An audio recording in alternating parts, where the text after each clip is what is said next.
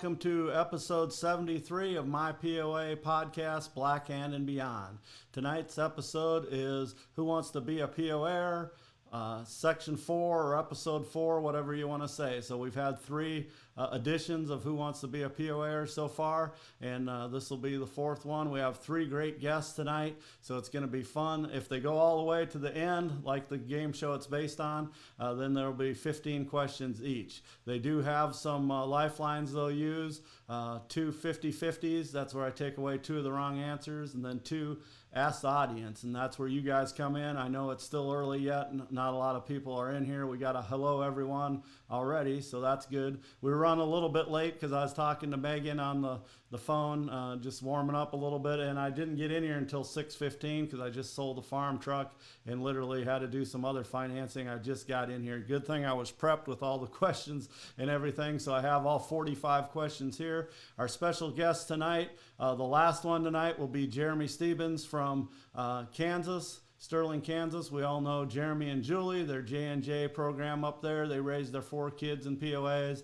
and of course their J&J POAs. They have 2 or 3 stallions up there. Their daughter Kira still owns some brood mares and a stallion as well. So he'll be our final contestant tonight. In the middle will be Terry Thorson from Iowa, and I just found out tonight he's a middle child, so that fits in well that he will be our middle contestant tonight. Of course, he's from Newton, Iowa, and he's got the dealer stallion, his Dirty Dealer, and then his young stallion, the Golden Ticket. That's his 2 few spot stallions. He's got a nice herd up there in Iowa. And our first guest that I'm going to welcome on to the show right now is Megan from Utah. Hello, Megan.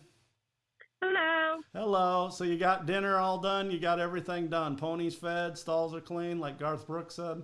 So you're no, ready? Ponies are not taken care of yet. They'll be taken care of after I'm done. I'm letting them enjoy the sunshine before it's gone. Okay, well, audience, you gotta answer the questions for her fast when I ask you, because she's got to go feed her ponies. So you're an hour difference than Central Standard Time. You're on Rocky Mountain Time, so.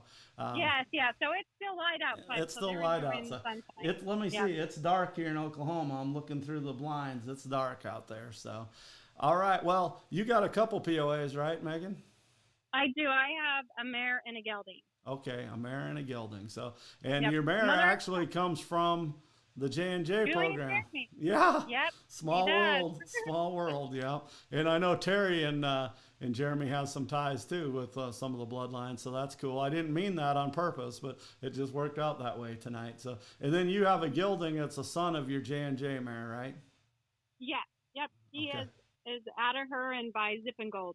By Zip and Gold, okay. But he looks like Salty stole the look. That's his grandpa on the bottom side, right? Yeah, he's a buddy clone. He's a buddy clone.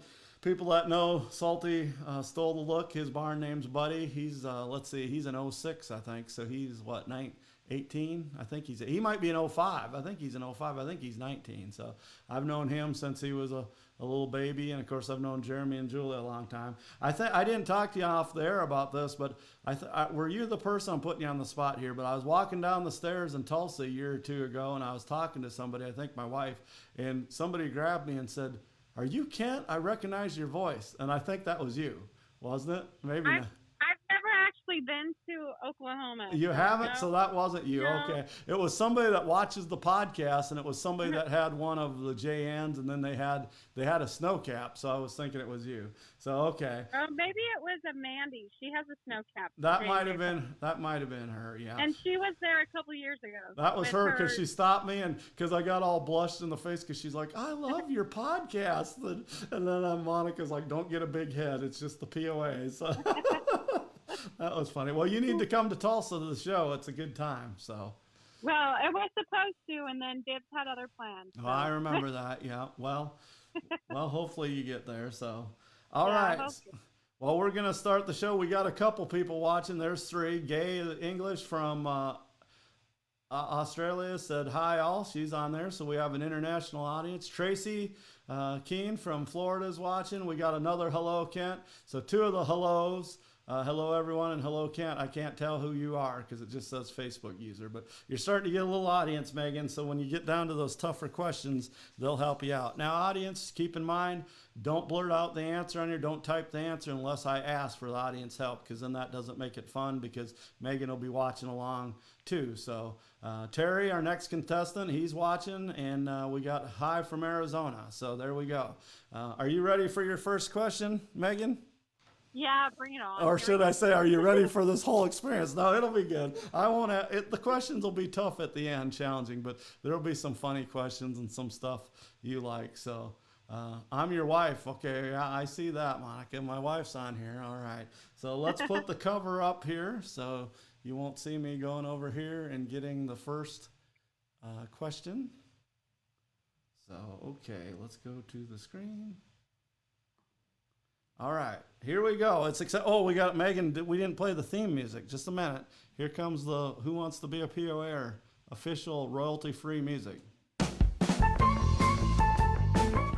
There we go. You like that groovy tune? Yeah. Okay. Now I'll tell you, Megan, some new stuff tonight. If you hear this, you're doing really good. Okay. Okay. If you hear this,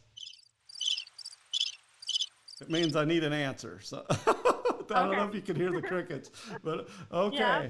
All right. We're getting a good following now. So let's take off the cover here. And here's your first question in the 9 and under age group. The RY prefix is associated with whom? Ron Yeager, Ryan York, Robin Yards, Mike Gardner.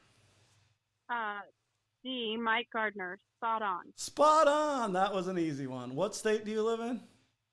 I live in Utah. Oh, there we go. Okay. See, the first couple are pretty easy questions. So, yep. Good job. You got it, of course. Mike Gardner, Rockin' Y, POA farm out there in Utah. Okay. They're going to get tougher from there. I guarantee it. Okay. All right. Maybe not. The first 4 or 5 questions are always pretty easy, and then they start getting a little tougher. So this one's an easy one for you. I got to warm you up a little bit. A yearling that does best in all its events combined is called a what kind of champion? Is it a tripod, a triad, a trifecta, or a tadpole? The triad. Oh, okay. You've showed yearlings before? I have not, but well, nope, I haven't, but I've followed it. So. Well, you followed it, yeah. Well, that's good. That's the old timers might not know what that is if they come back into it, because they didn't have a triad way back when in POAs. So you're correct. Let's play some music. Yay for Megan. She's 2 for 2. All right, here we go. Question number 3. They start getting a touch harder already. So you think you can handle it? Yeah, you can handle it.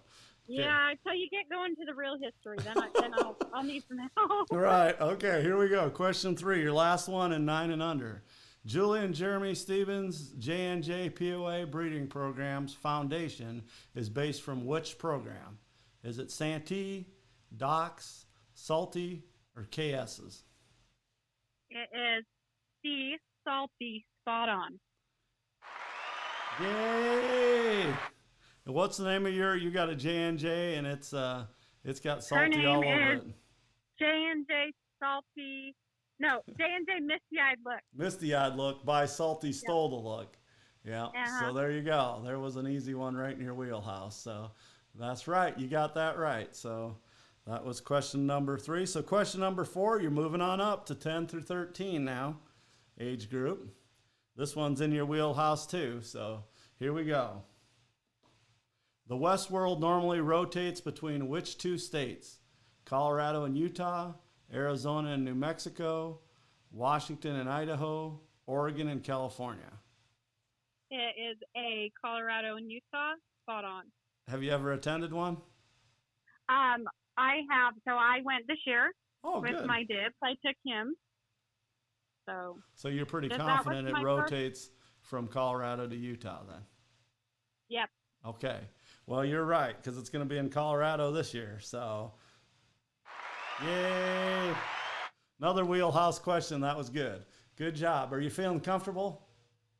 Yeah, so far. Okay. Well, they're going to start getting tougher. So they're going to start getting a little tougher. So, all right, here we go. That was question number 4. So question 5. And we're still we're in the middle of the 10 through 13 bracket. Here we go, Megan. Which discipline will be represented at the 2024 Congress? Is it ranch, 3-day eventing, chuck wagon races, or cowboy dressage?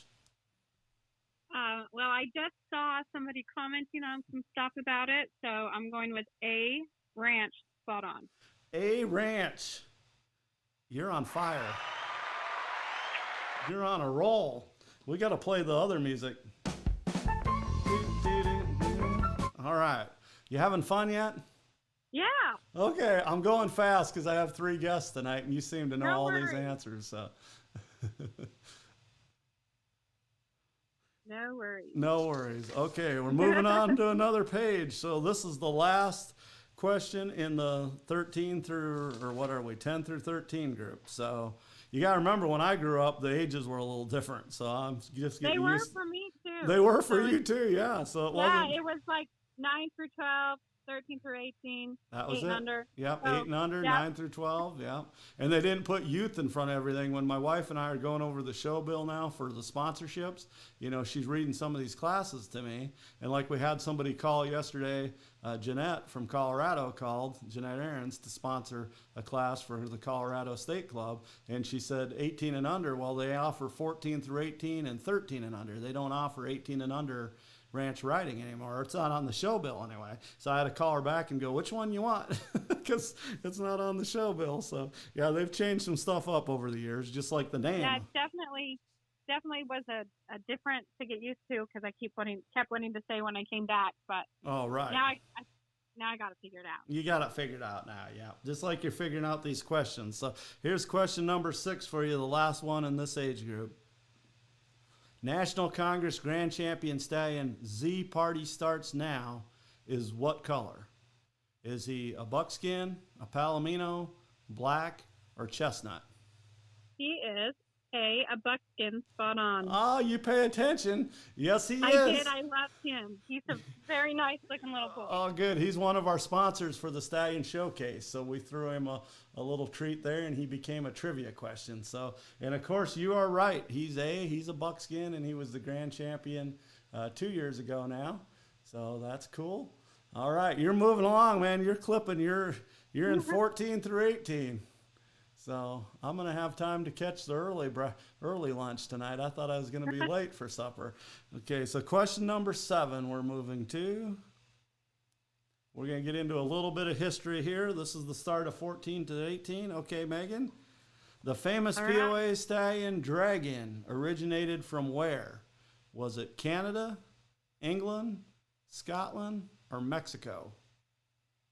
Oh, I did my research. So it is D, Mexico. Woo, you researched that? Spot on. I did. Oh, here we go. If you research, you get applause. Of course, you're right. Dragon's from Mexico, but I don't think everybody knows that. But that's kind of a medium question there, I'd say. There was kids' books written about him, and they changed his history all up in that. But, of course, they did have him coming from Mexico. So they had him, future trivia guys, if you're listening, in his book, they had him, my wife said she knew that one, so that's good. They had him selling at a sale in Oklahoma City, an international POA sale, and there hadn't been one back then. There hasn't been one in Oklahoma City anyway. It would have been Tulsa, Oklahoma, 20, 30 years later. So I don't know why the book took it out of Iowa and put it in Oklahoma City, but they did. So that's, if you ever read those kids' books, they changed that. So, all right. I had no idea the book. So yeah, there's 4 books written by a woman named Lynn Hall from Iowa. She wrote 4 books about Dragon.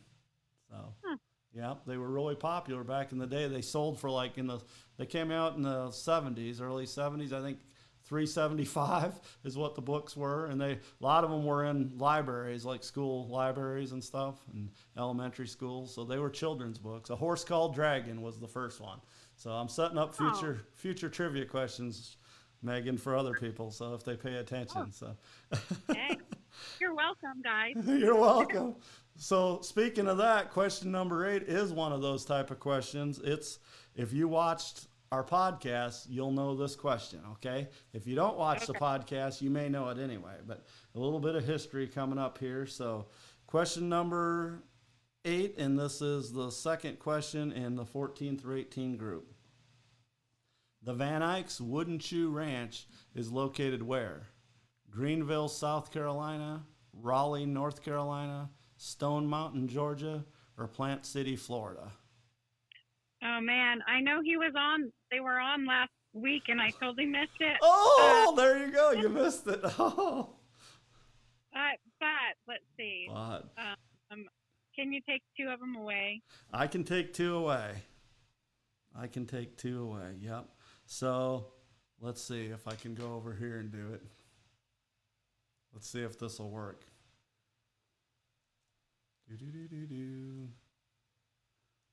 Let's do this. We're putting the cover up while I'm editing, people. So I'm going to take Stone Mountain away, and I'm going to take Raleigh, North Carolina away. So that leaves, in just a minute, I'm doing it. There we go. So that leaves Greenville, South Carolina, A, or D, Plant City, Florida. Oh, I want to look on the thing because. Don't look. Don't cheat. I won't look. I'm gonna go with the Plant City. Plant City. Florida. The winter strawberry. Spot on. The winter strawberry capital of the world.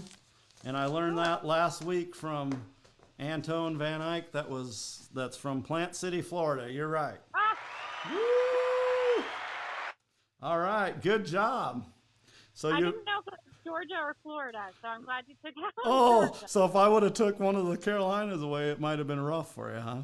So yeah. Okay, well, that's cool. You had a little challenge there, so we need a little competition. You were rolling through these questions. I thought, man, I'm going to have to call and get another guest on here. She's going too fast. So no. All right, so that was question number 8. So we move on to question number 9. And people watching at home, some of these questions are in Megan's wheelhouse as we go on. Some of them won't be. This next one is. But if you want to be a guest on this show, that's how I'll do it for you. I'll kind of tailor it towards, where you live or something like that. But there's going to be general history questions that, don't affect you anyway. But so far, they've been fairly in your wheelhouse, except for Dragon and Plant City, Florida. So, all right, question number 9. Here we go. The Gardeners Foundation Mare Major's Legacy is sired by who? Is it Flat Rock's Legacy, AQHA, Santee Legacy, Major Equity, or Major Shannon, APHC? Well, I'm going to go with D, Major Shannon, because I've seen it on her papers. You've seen it on her papers. See, that's on your wheelhouse, I'd say. So, are you sure about that? Yeah, that's what I'm going with, D. Okay, well, I tried to trick you because Major Equity, of course, is her son. Flat Rock's Legacy is a quarter horse mare that I leased and bred to kiddo many times. And Santee Legacy, I think there's probably one. I don't know which one, but I'm sure there's a Santee Legacy. But Major Shannon is the answer. You're right again. Was that a tough question? No, because you've seen the papers. So. Well, kind of, because I didn't know where it was on her pedigree. Right. Just trying to figure out. I thought I might trick you up with Major Equity. I thought you might blurt out Major Equity. No, I knew that was her baby. That's her baby, yeah. So, and I would call her their foundation mare. I know they've had quite a few foundation mares now because they have one of the great programs, the Gardner family out Betty, there. they had Betty back when I showed with Jordan. So oh, they did? Yeah. Yep. They did for sure, yeah. She was one of their early POAs. So. Yep. Gavin and Kate, they used to ride her. Gavin did for sure. Yeah, for sure. So. Yeah, before she became a broodmare. Yeah. Yep. I remember when they got her, and then they got that one really good Suncrest mare, and then they just kind of took off from there. So, well, guess what, Megan? Speaking of taking off, you're in the 19 to over, so you're now on question 10. So you only have 5 questions left. Oh, no. 5 or 6. I can't do it. Now it's hard. Like I said before, the last 2 or 3 sometimes are tough. The last 5 are fairly tough, but they'll start getting a little tougher now. So this one, I don't know if it's tough or not, because I know you guys, but you and I don't know each other that well, so I don't know what the history and stuff that of POAs. So some of them got to be just general questions. So here we go. Number 10, first one in 9 and over. How many registered POAs have there been? Has it been around 55,000, around 50,000, around 45,000, or no records have been kept? Oh, I don't know this answer. That's all right. It's question number 10. So you do have 3 lifelines left, right? You didn't burn one on that last one. So you have a 50-50 and 2 ask the audience. I'm going to ask the audience, and hopefully Tracy can help me out. Well, she's complaining on here that her questions were all hard when she was on here, so I might have her back and just have nothing but Florida and double tough questions and see. Yeah. So, but Tracy's one of the historians. Her and I, and there's a few others. Her and. Hopefully she'll help me out. Then come on, Tracy. Come on, Tracy. All right. So everybody watching at home. Jackie Guthrie just commented. She's one of our historians, of course. She said, A, we're waiting for some other people. So the stud books would tell you how many there's been and also registration numbers. So if you registered a pony in the last year or 2, you would know about. Oh, so that number that my gelding is? Okay. So what number is your gelding? He is 54 something, so I'm gonna go with A. You burned a lifeline, but I didn't want to tell you that, but that's what that means. How many registered? So I was hoping you wouldn't say no records have been kept, because they've kept a stud book from the beginning of time. So you're right, and the audience helped you too. I don't know if you looked at it, but a whole bunch of people said A. Yeah. So Terry. Thanks, guys. Yeah, thanks, guys. And Tracy just come in. Tracy, what were you getting, popcorn? You just come on and 6 people already answered. So no, but that's fine, Tracy. Thanks. So yep, you got it right, Megan. So it was 55, around 55. It's like 56 or so. I'm just saying that's around where it is compared to 50 or 45. So all right, we're gonna move on to question number 11. Did you think you'd make it this far? No. I did. I thought you'd make it this far. So. Well, I know more modern history, not like this stuff. So right, I understand. Really nervous. So some of these older questions may get you. This one's very modern. You can't get much more modern than this, because this is about a 2023 Colt. So, but then the next one's very old. So I'm just giving you a hint. And you still have, what do you have for lifelines? 2 left, a 50-50 and ask the audience. One of each, right? Yep, and you're beyond the first 8 questions, so I can't help you too much now. It's kind of sink or swim, but you got a great audience. Careful now. Tracy and I are going to see each other in 2 days, so 2 or 3 days, so with all the other people out in Indianapolis. So, okay, we're going to move on to question number 11, and it is the second question in your age group here. Here we go. History-making colt unsupervised is sired by whom? Doc's Rough and Zip, Kiddo Bounce, Pal Casey Jones, SLS Awesome All Night.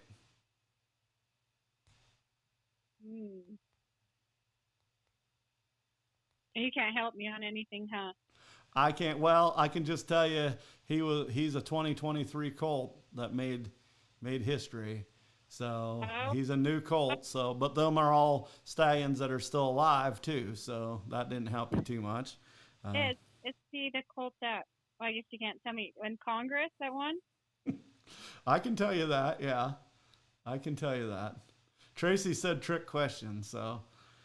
I know, because if he's the one I'm thinking, he was in the breeder when they bring the dam in the foal, maybe at Congress. Yeah. Well, I'll just tell you, he was the grand champion stallion, because this ain't gonna help you on. He was the grand champion stallion at the Congress, and then he also won the Futurity. So he was a weanling that won grand, and then he come back and won the Select Sire Futurity. So. He had a huge year.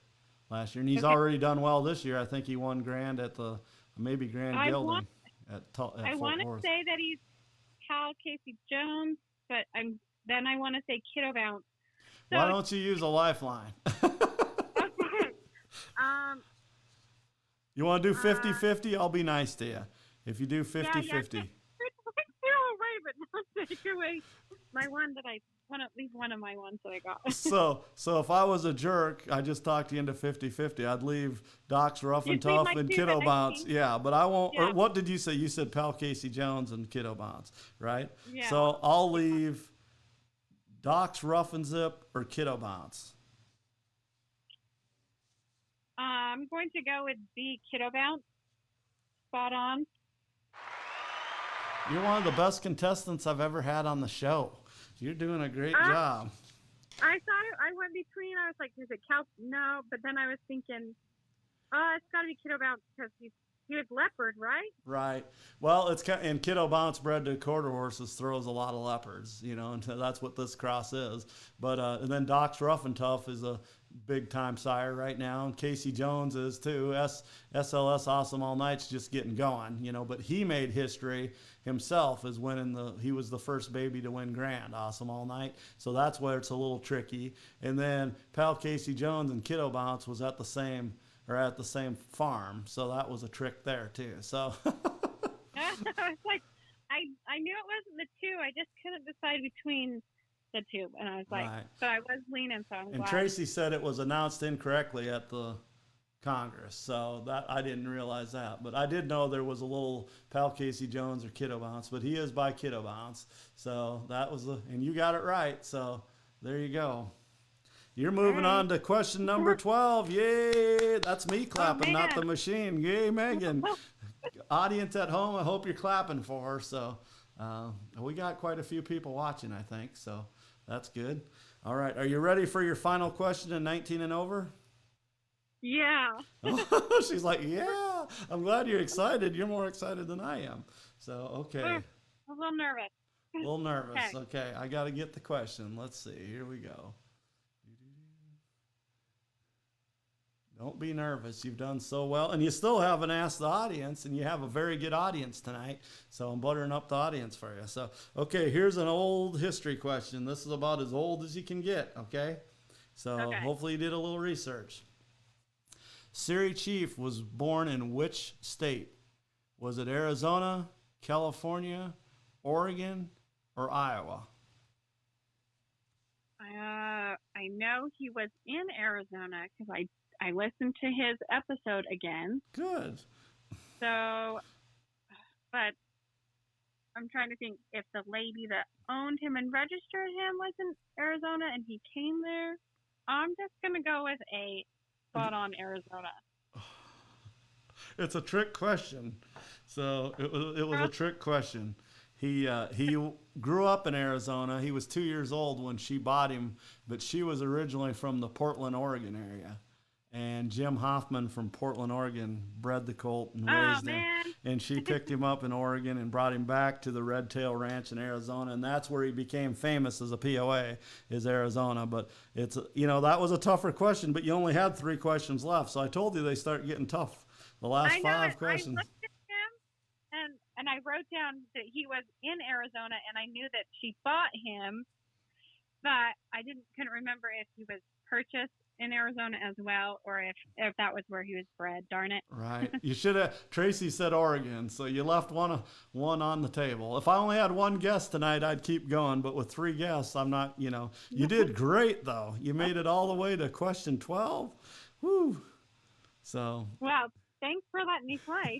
thanks for being. I don't really have people knocking on the door trying to be on Who Wants to Be a POAer. I had to beg people. So then all of a sudden you said you'd do it, and then Terry and Jeremy. I asked Jeremy to do it because some people suggested him. So and I know Jeremy and I are pretty good friends, and I know he'll do good. His questions are a little tougher. You know what I mean? So and Tracy's questions were a little tougher. So if you want to, I can run through the final 3 questions if you want to. You want to hear them for fun? Yeah, let's hear them for fun. Okay, make sure your horses don't go, a minute late on feeding. I don't want to get you in trouble. So I know your horses. So they'll be okay. Yeah, last time I seen Dibs, he'd hold water down his back. He was so heavy. So I know he's a fat boy. So. He's fat. Yeah, you take care of your horses. Okay, well, here you go, audience. You asked for it. We're going to keep going. So Terry, stand by because I'm going to run through these questions pretty fast, and then I'll be giving you a call, and he'll be our next guest. I haven't had to play the crickets once on you, Megan, so that was good. You weren't slow at all. You maybe guessed. I probably just had the crickets. Well, this question's in your wheelhouse, question 13, but it's a tough question. So I'll just tell you that the answers are tough. You'll know the question, but you may not know the answer. So here we go. Okay. Question 13 was, the Gardner's Great Late Stallion Zippin' Gold was bred by whom? Was it Dean and Jan Rogers, John and Bunny Kennedy, Bud and Bertie Campbell, or the Gardner family? Well, I know this answer. Oh. So I've talked to her and asked questions, just trying to see what height he has behind him. So I'm going with A, Dean and Jan Rogers. Oh, wow. Spot on is right. You get the horse. You get the horse winning on that one, even though you're already done. You got that right. So, see, that was easy for you. But I thought it might be tricky because Bud and Bertie owned the stallion. My dad and I actually hauled the mare up there back. Rogers did one and we did the other because I was breeding a mare to Tecapa at the same time. So I seen the little buckskin mare. She was a little bitty because Bud and Bertie had one, and Bertie said, make sure you don't get the wrong one because they looked like twins. I think they had a Prince Fury daughter that looked just like Zippin' Gold's mother. So. Oh, that's awesome. Yeah. Well, actually, I found out that she was the breeder because she commented on my picture about him, and I tagged Zip in it. So that's how I knew. And then I've talked to her a few times over Facebook asking about heights behind Zip and stuff. Well, hopefully Jan is watching because she would love that. So, yep, she's good about reaching out to. She was a big supporter of her Gold Prince ponies, and Zippin' Gold was one of the greats. So, all right, well. Here, you got that one, so you just answered a little fast on 12, or you might have went all the way. But here we go to the next question. This would have been the second to last question, and I'll tell you this question should be hard. If it's not, that's fine, but here it is. The 1963 and 1993 international shows were held where?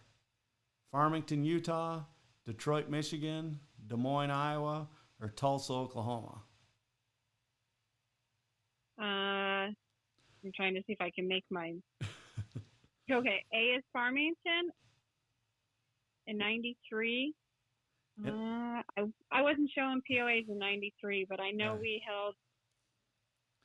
And the international show is what they call the Congress now. You know that, right? Yeah. Yes, yeah. It started in 1959, so it's been going longer than the Super Bowl. They just had the 58th Super Bowl, made a big deal out of it 2 nights ago, right? And Taylor Swift was there and everything. Our international show, National Congress, has been going longer than that. So pretty cool history there. That's pretty cool. Yeah. I don't know the answer to that one. So I would have had to go. You would have had to ask the audience. Well, okay, audience, she's asking. Tracy may know the answer to this. I will tell you, every one of these shows or every one of these sites has hosted the show. And 3 of these sites hosted it more than once. So only one hosted it once, so they'd be eliminated. But so Jackie says B. Jackie Michigan? says B, Michigan. Okay. Anybody else commenting? Tracy, are you in the bathroom again? Maybe she really is making popcorn. Jeremy and Julie say Detroit, so they're. So that's the same. As well, so that's Jeremy and Julie? Okay, because all I see is Facebook user. Well, you have 2 of the great historians both said Detroit, so I'm betting Tracy might say that too. So Detroit, is that the answer? Detroit is the answer, yes. Detroit is the. Farmington, Utah was in 66. It was in Des Moines several times. It's been in Tulsa many times. And it was in Detroit, ironically, in 63, and then 30 years later in 93. Isn't that funny that it was that far apart? Crazy. Yeah. And it was downtown Detroit. It's at the fairgrounds. I mean, it's right down in the middle of Detroit. I was there, and Jackie was there. She won junior mares. I think she was junior with Miss Crystal Snow. So, yep. I'm out. Tracy said I'm out. I don't know. I don't know if she meant if she's out of the bathroom or if she's out. She didn't know the question. You didn't So know the question, she's. huh? I thought she would have. Well, so now you can't say Tracy yours was so tough because Megan's are tough too. So all right, the last one is in your wheelhouse, except it's very tough because it's an older question. So let's get to question 15. This is like the showstopper question. Usually, these are the hardest questions. Of course, the final one. Did you have fun? Yeah. All Yeah. right, It's good. awesome. You got a good voice and you know a lot about POA history, so you're like the ideal guest. So here we go. Well, Your final question would have been Salty Three Bars and Barkeeper are full brothers, bred by whom? Lynn Puffenbarger, Ken Bateman, Charlie McLaren, or George Bishop? so if it's in my wheelhouse See, I gave and that away. Yeah. when I showed in 90s, like in the late 90s, we had a futurity, the George Bishop futurity. So I'm going to go with D, George Bishop. Well, I can just tell you, Jeremy's at home yelling, George Bishop, George Bishop, because this is a trick question, and it is. You would have been right. It's George Bishop. I wouldn't have said in your wheelhouse if you were still alive on it. But do you know his prefix? What George Bishop's prefix was? I don't. It was St. Nick's. So this is a trick question because Salty Three Bars is Lynn Puffenbarger, and the full brother is Barkeeper, who Ken Bateman named him Barkeeper, I believe. Maybe not. George Bishop might have named him, but he didn't carry, two of his most famous stallions didn't carry his own prefix. And That's crazy. yeah, I didn't know that. yeah, so that, and we'll see some questions kind of like this when we get to Jeremy because, you know, his wheelhouse is Lynn Puffenbarger and the Salties. So, yep. Well, and crazy question. A 97, I showed a 2-year-old leopard mare named St. Nick's Dot's a lady. Okay.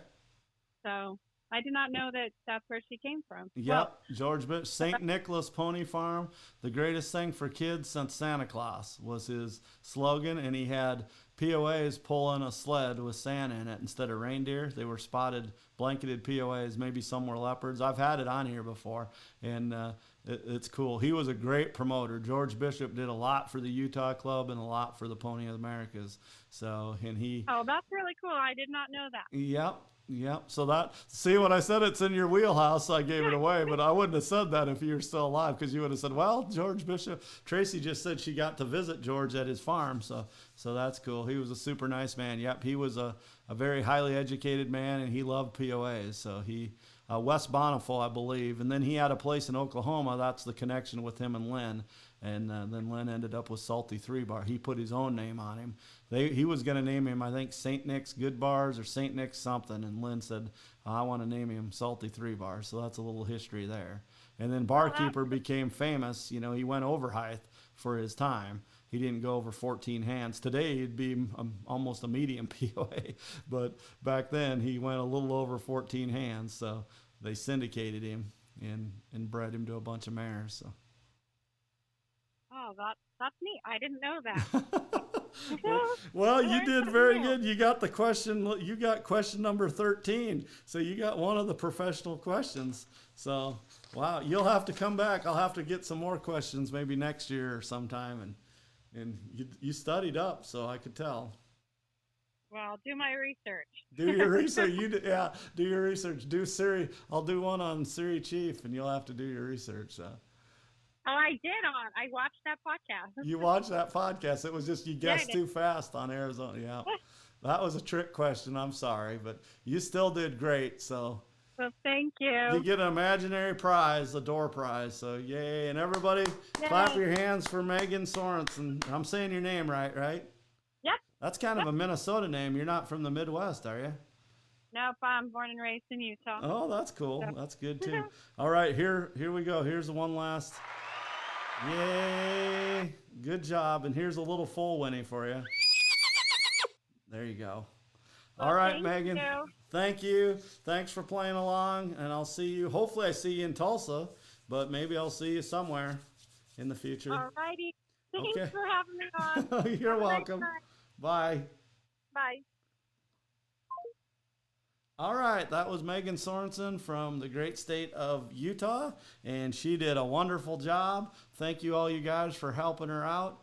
A lot of people are commenting tonight. That's very good. Jackie, thank you. Tracy, everybody. That one question, almost the whole audience that is watching picked, I think it was A. So very good, everybody, for doing that. So we move on to Terry. And I need to call Terry, but before I do that, I'll put the cover up here. And I'll get his first question ready. What time we got here? Well, 45 minutes. We didn't do too bad. All right. I was hoping this wouldn't be a marathon show, but I want to talk to the contestants a little bit also. So, okay, here. I need the... There we go. All right. Let's get this screen. Here we go. So I hope everybody's having a good time. Next week's episode, if I'm not too tired from convention, will be episode 74, and that will be the convention recap. So it's not a traditional convention this year because they're not having all the meetings, but we will be having reports that people submitted to our new executive director, Bill, and so we will be getting to listen to those at our board meeting, which is, I believe, Friday.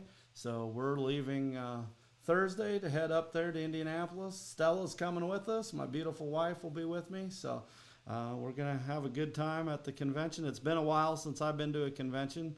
I made 6 in a row when I was on the board before. I never missed one when I was a director. So, all right, Terry, we're giving you a call right now up in Newton, Iowa.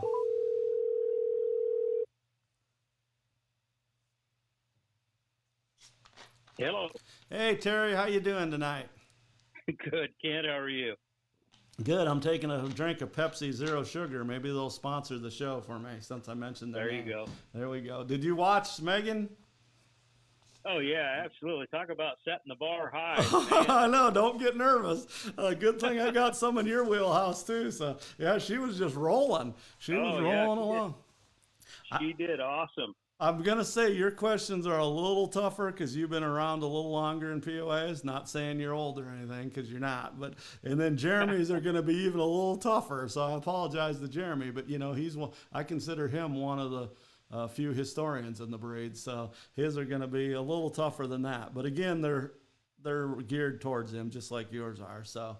Right. Okay. All Sounds right. Good. So I plugged your stallions earlier because you come on here and wanted to, you're going to be a guest. So that's good. I hope other people see that, talk about your program up there. I got to tell a quick story. And I did talk to Terry today because I sold a truck to a good customer of mine today. And we're sitting there and he goes, "You're from up north somewhere, ain't you?" And cold. And I said, "Yeah, Minnesota." And we're talking. And he said, and I was explaining where it was at. And he said, "Well, I grew up in Iowa." I said, "Oh, really? What part?" Because, I know Iowa pretty well, being from Minnesota, right? And POAs.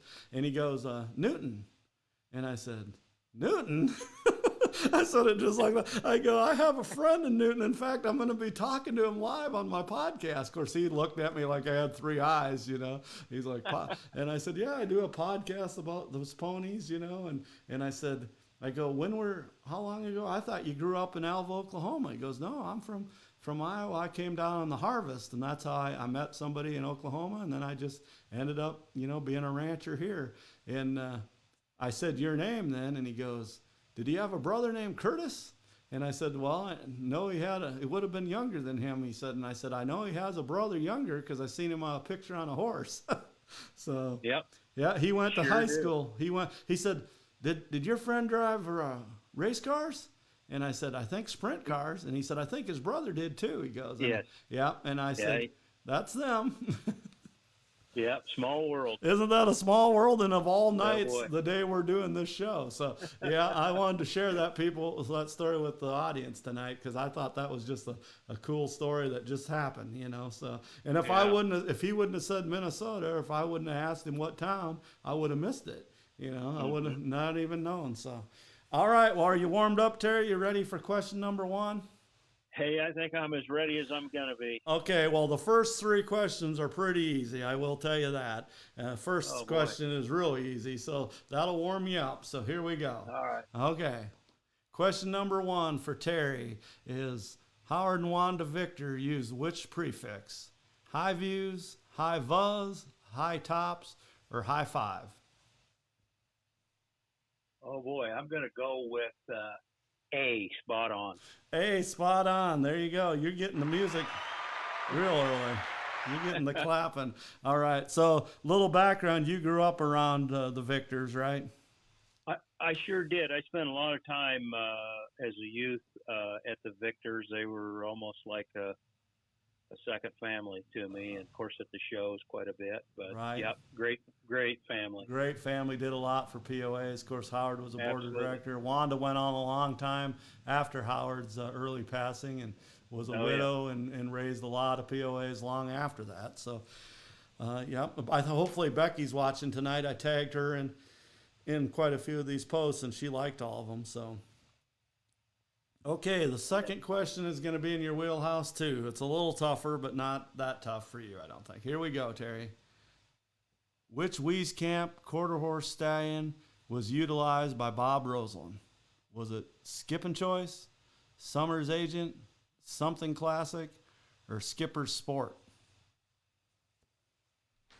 Boy, I see a lot of these names, but I'm going to go. I'm going to go with C, Something Classic. Okay, you spot on? Yeah, spot on. I'm sorry. Okay, that's all right. So now this question would be like a number 15 question for a lot of people. You know what I mean? But you're a friend with Bob, and you use some of his bloodlines, and you know what I mean? You guys swap horses back and forth. All four of these stallions are Wieskamp stallions. He has had blood of these stallions, but of course the one he owned and the one he utilized the most, you're right, it was Something Classic. He's a beautiful stallion. Of course, he's passed away now, but the only time I was ever at Bob's, I think he was 17 or 18, and he still looked, like he was about 8 or 9. Yeah. Beautiful, great. Yep. I was glad I got to see him. I got to see Skipping Choice out at Cars at Jeans, and I got to see Something Classic at Bob's, so I was honored to see both of them. Well, guess what, my friend? You're on a roll. You're 2 for 2, so we're going to go to question 3 here. All right, let's keep it going. Let's keep it going. What color was Gold Prince, the famous stallion? Gold Prince, what color was he? Was he a solid buckskin, a chestnut snowcap, a palomino leopard, or black with a spotted blanket? Yeah, okay. Well, from my memory, I'm going to go with C, palomino leopard, spot on. Woo, you ain't even blinking, dude. You've been studying. Yep. Well, of course, he's in your wheelhouse because he's a palomino. Yeah. You like palominos too, but he's Wieskamp type breeding, and he's in Iowa, of course, was. Jan remember and Dean. him well. Remember him well. He's on the cover of my book, shameless plug, but he is. So yeah, that's right. That's right. Yep. So he's a beautiful palomino leopard for sure. So okay, so that was question number 3 already. So we're moved out of that group. We're in the 10 through 13 age group, and here we go. This is question number 4. Let's see here. This will be an easy one for you, I think, but we're warming you up. So here we go. Which legendary horse breeding program did Gene Carr use heavily in his Santee POA program? Was it King Ranch, Hank Wieskamp, Howard Pitzer, or the 4 6s? Oh boy.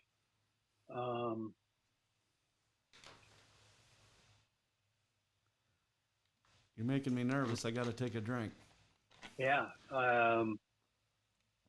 And you can't have Bob Roseland on the other phone texting you. So that's cheating. I need him. Bob, if you're watching, don't text. You can't cheat. You can do the audience when I ask. Yeah, I kind of like C, but Tracy said this was an easy one. I thought this would be an easy one for you. That's why I put it number 4. So, while I certainly knew who Gene was and have some of his breeding, obviously, I didn't. I'm not as up on the kind of his. Okay. The background. Since it's only 4, I can help you a little bit. So don't burn an audience yet. I'll help you a little bit up to 8 questions. That's just my unwritten rule. So him and Bob kind of like the same type of horses. Yeah, that's my hint. I like C, but I'm going to go with B, Hank Wieskamp. It was a little shaky there, Terry, but absolutely right. Yeah. Yep, spot on. Yeah. Yeah, it was Hank Wieskamp. I broke out into a sweat there on that one. Woo. Well, I never know, what people know or not. Even though you and I are pretty good friends, you never know what. Like Megan surprised me, so I had some pretty easy questions, and she rolled with them, and then the tough ones she rolled with them too. So, all right, well, she had an impressive performance there. That was she great. did. Well, Skipping Choice is a Wieskamp stallion, and Gene had him, and then there's some other ones I don't want to mention because they're coming up in questions. I think Summers Agent I can mention. He had Summers Agent. That was a Wieskamp stallion. So, yep, and then, of course, he had Sierra Peak was a Wieskamp mare, and Bob knows all these horses very well. He's got pictures of most of them. So, yeah, I could have an all Wieskamp POA special and have Bob on one of these days. So, all right, so that's right. You got number 4. You didn't burn a lifeline. You still have all 4 intact. We're going to move on to question number 5, the second one in the 10 through 13 age group. I hope everybody's having fun watching this show. I know the guests seem like they're having fun when they're not nervous, so don't be nervous. So, even though tomorrow's Valentine's Day and tax season's coming up, don't be nervous. This is easy. These questions are easy. Okay, so number 5. Here we go. Wheelhouse question for you. Oh, boy. The victors introduced which little Appaloosa stallion to POAs? Was it Prince Fury, Prince Chicaro, King Plotted, or Kid Plotted? I'm going to go with D, Kid Plotted, spot on. Did you ever see the horse? I think I did. I can't say exactly, but I'm pretty sure that's one of them that Howard paraded out there for us one time. I bet it is. Howard went to the Carl Miles sale and bought an own son of Prince Charles. He was a double-bred Prince Plotted, top and bottom, and he was short, very short, and bulky. He was a leopard, and it was Kid Plotted. Yeah. You're right. So Kid Plotted Jr., Plotted's Crusader, Pokey Plotted, all that stuff, the Plotteds that they had, that Wanda had on her own, all trace back, most of them to Kid Plotted. The Plotted name's one of the first, because see, that would have been back when I was like, 8, 9, 10, 11 years old. Right. And, but the Plotted, the Appaloosa line, that stuck with me for forever. I mean, I threw King Plotted in there to make it a little challenging. Prince Fury, of course, was Prince's Fury as an app, and then he was hardship. Yeah. Bob hardshipped him. Yeah, he's of Bob that same strain. Yep. And he's Gold Prince's dad, of course. Prince Fury is, and then Prince Chicaro was actually used, I think, in California on POAs. He was a little bigger. Okay. And then King Plotted was a Wieskamp. He was a half brother to Prince Plotted.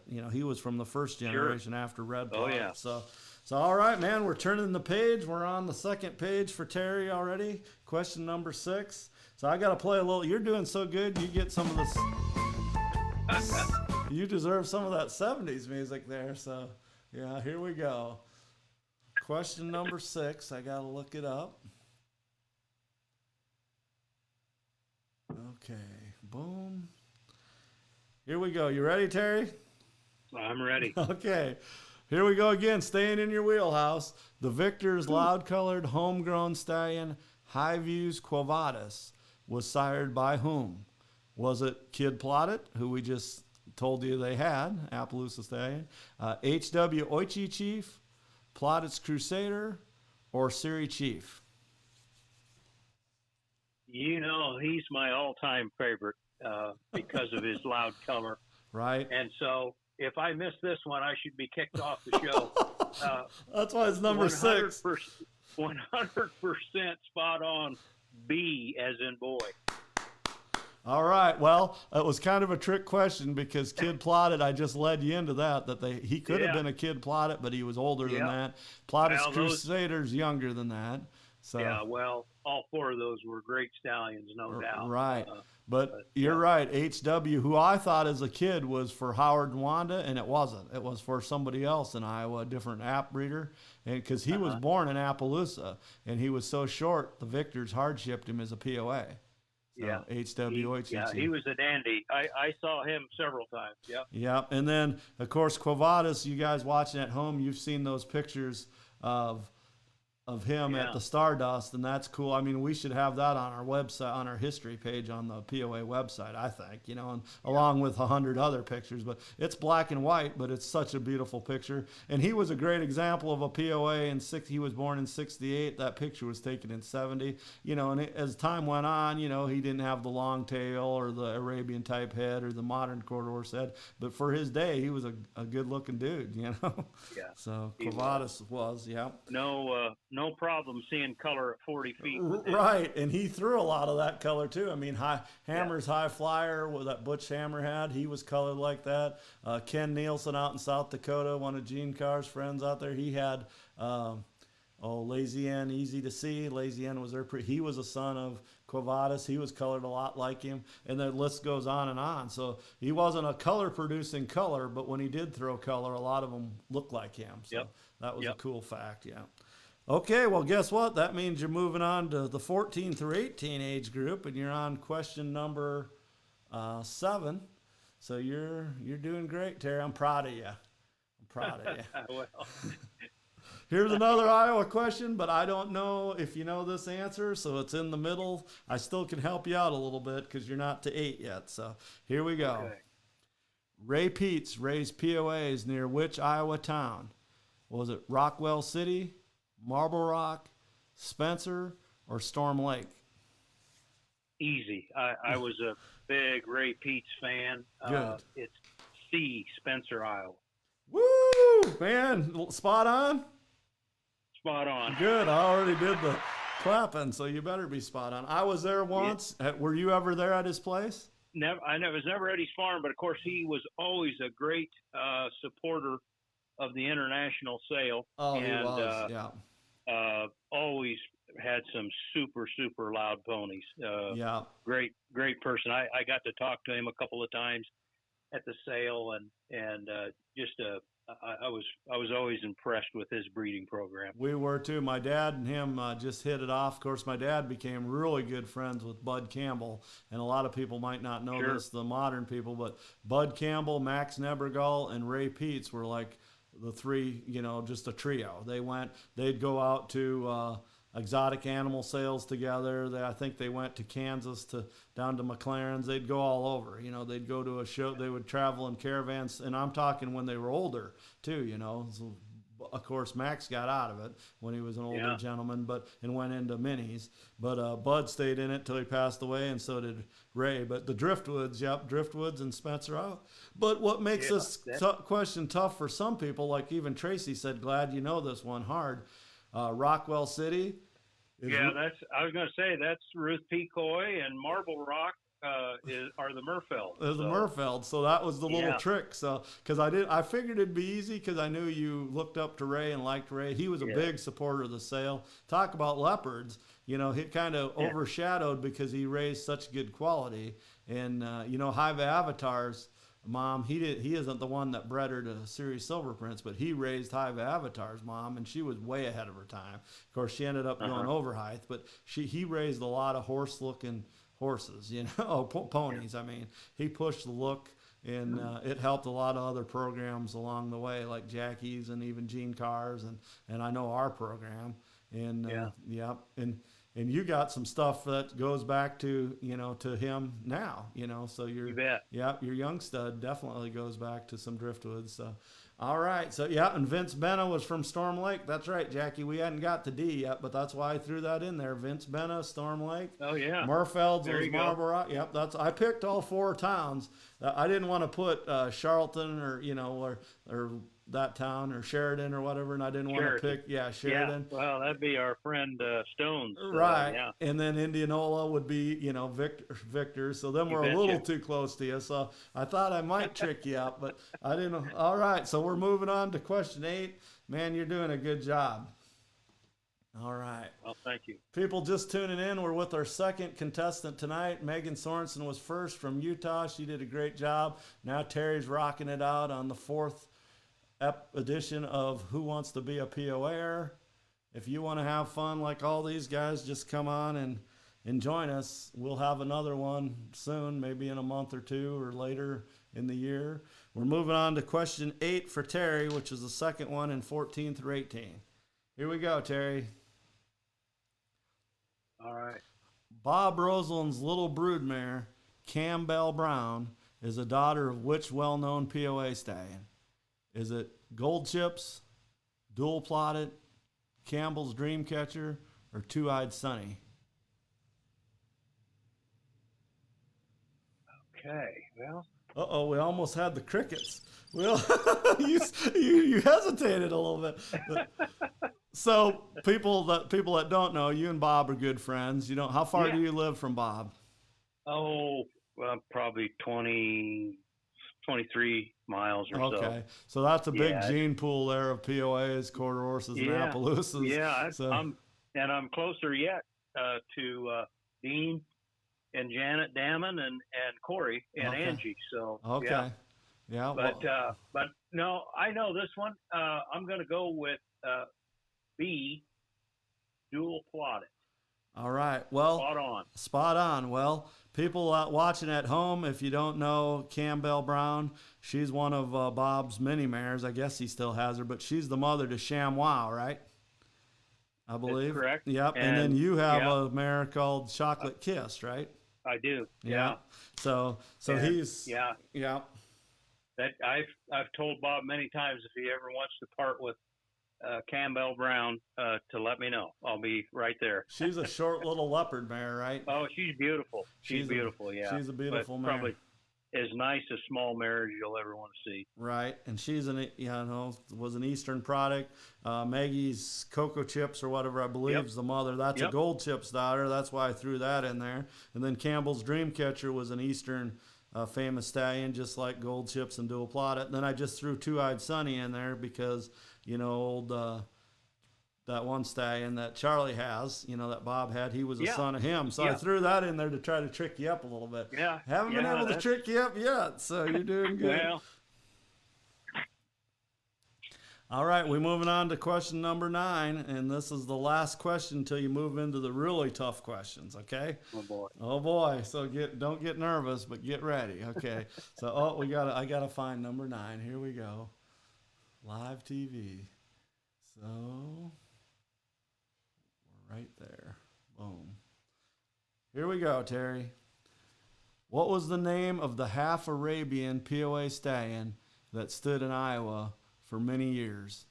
Was it Flamin' Fury, Texari, Siri Chief, or Driftwood's Desert Song? Who? I think I know. I think I know the answer, but I may need a little help here. I may have to use one of my lifelines. Yeah, because I can't help you now. You got the first 8 so smooth, and you didn't even have to get much help from me. So I'm leaning towards C, Siri Chief, because he stood down at Stones, I believe, for a number of years, if I'm not mistaken.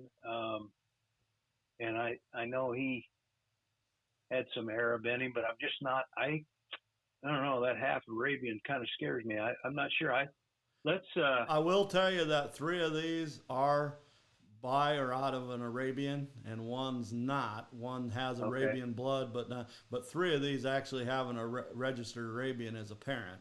So you want to use Driftwood? I'm going to have to use something here. Maybe, you want 50-50 or an ask the audience? Well, you know what? We've got some. I got Jackie and Tracy. She knows. She probably ought to know this one too. If not, I'll hold it against her. But I'm going to ask the audience. Okay, that's all right. So I'm leaning towards C or D, but that's really purely guess on my part. Right. Well, here we go. Tracy had said easily narrowed down to 2, but I know Jackie knows this one. Jackie Guthrie. I think she should. So Jackie Guthrie just said D. So Tracy, we'll wait for somebody else. If Dean's watching, he may even know this one. Oh, yeah. Yep. The stallion I'm talking about was owned by a couple different Iowa families. So I'm not answering. Tracy's not. Why are you not answering, Tracy? Well, she pipes off there about easily narrowed down to 2. And she's not gonna Oh, now she did say D would be guess. D would be guess. Well, Jackie says D. Tracy says D. Well, you can't hardly go wrong with those two. I'll go with D because that was, like I said, I was kind of thinking C, but right. At the risk of being wrong, I'll go with the two gals. I'm gonna go D. Driftwood's Desert Song. And spot on that. Spot on, yes. Okay, spot on Desert Song. All right, we're poets here. Well, Flamin' Fury was a half Arabian, of course, and Alison Essler had him out east, or back east. She was the breeder of him. Texari, I think he might have been in California. I apologize if I'm wrong. He was definitely a half Arabian. Siri Chief looked more Arabian than almost any POA, and he was in Iowa a big part of his life. But, of course, his dad was a registered Appaloosa with, supposedly Arabian breeding, and then his mom was just a pony.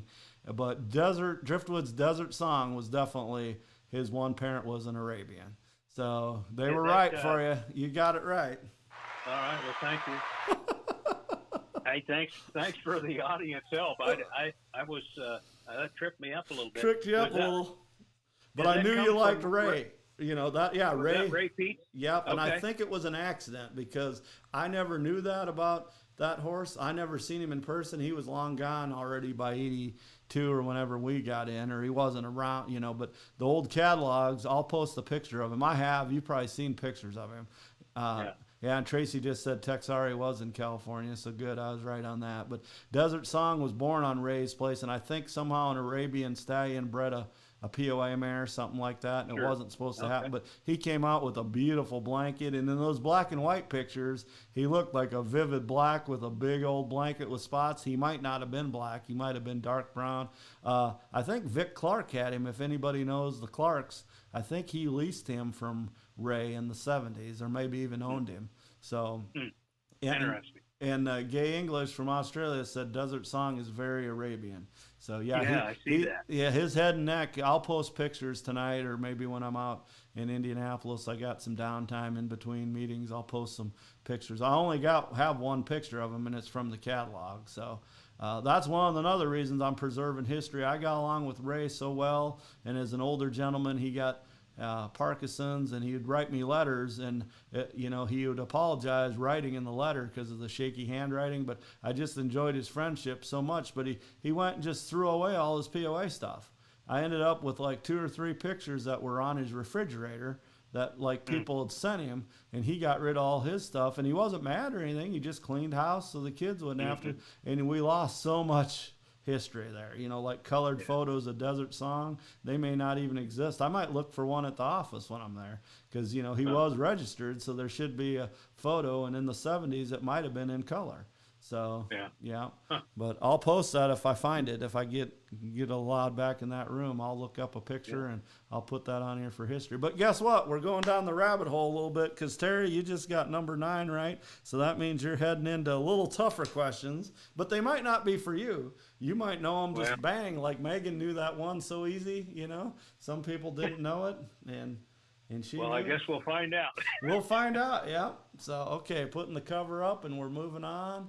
Off of the Arabian POAs, on to question number 10. This is the first question in 19 and over. And here we go. Jeremy, start warming up a little bit because Terry looks like he's going all the way to 15, but you're coming on next, so. Darn it, you keep putting the pressure on me now. Here we go. This one is, these people very well, but I don't know. This is a trick question, so here we go. All right. Okay. Sammy Brun's mother, Amy, and aunt both grew up showing POAs. What is Sammy's aunt's name? So Amy Searle's sister showed POAs as a Rupplinger. And she's the aunt to trainer, very good trainer. You use her, you know her, Sammy Bruns. Yeah, so, you might you might cost me my trainer on this if I get it wrong. Oh, well, I tagged all three of them into. I didn't tag the person because I don't think I could have tagged her, but I tagged Lee and I tagged Amy and Sammy. So, of course, Lee's the grandma and the mom. Well, She's the mom to the question. I'm going to have to go for. Do I have another audience participation? Yes, you do. You have another, and I know Jackie knows this because this girl wrote a straw pony. I'm going to have to go with that and hope that Amy or Sammy are listening in where they can type it in. Well, I know Jackie knows. Tracy might even know because they're close to the same age. So is it A, Tammy, B, Becky, C, Susie, or D, Vicky? I hadn't said that yet. So go ahead and ask the audience. Tracy, come on right away. Somebody before her, too. Well, I got my answer. My trainer tells me it's was that Sammy? Was that Sammy that said that? Yeah. Yeah, that's Sammy. Jackie knows she rode Buster Straw, so it was B, Becky Rupplinger. Yep. Well, I'll probably never hear the end of this. Well, have you ever met Becky? No, I have not. But was it a good question?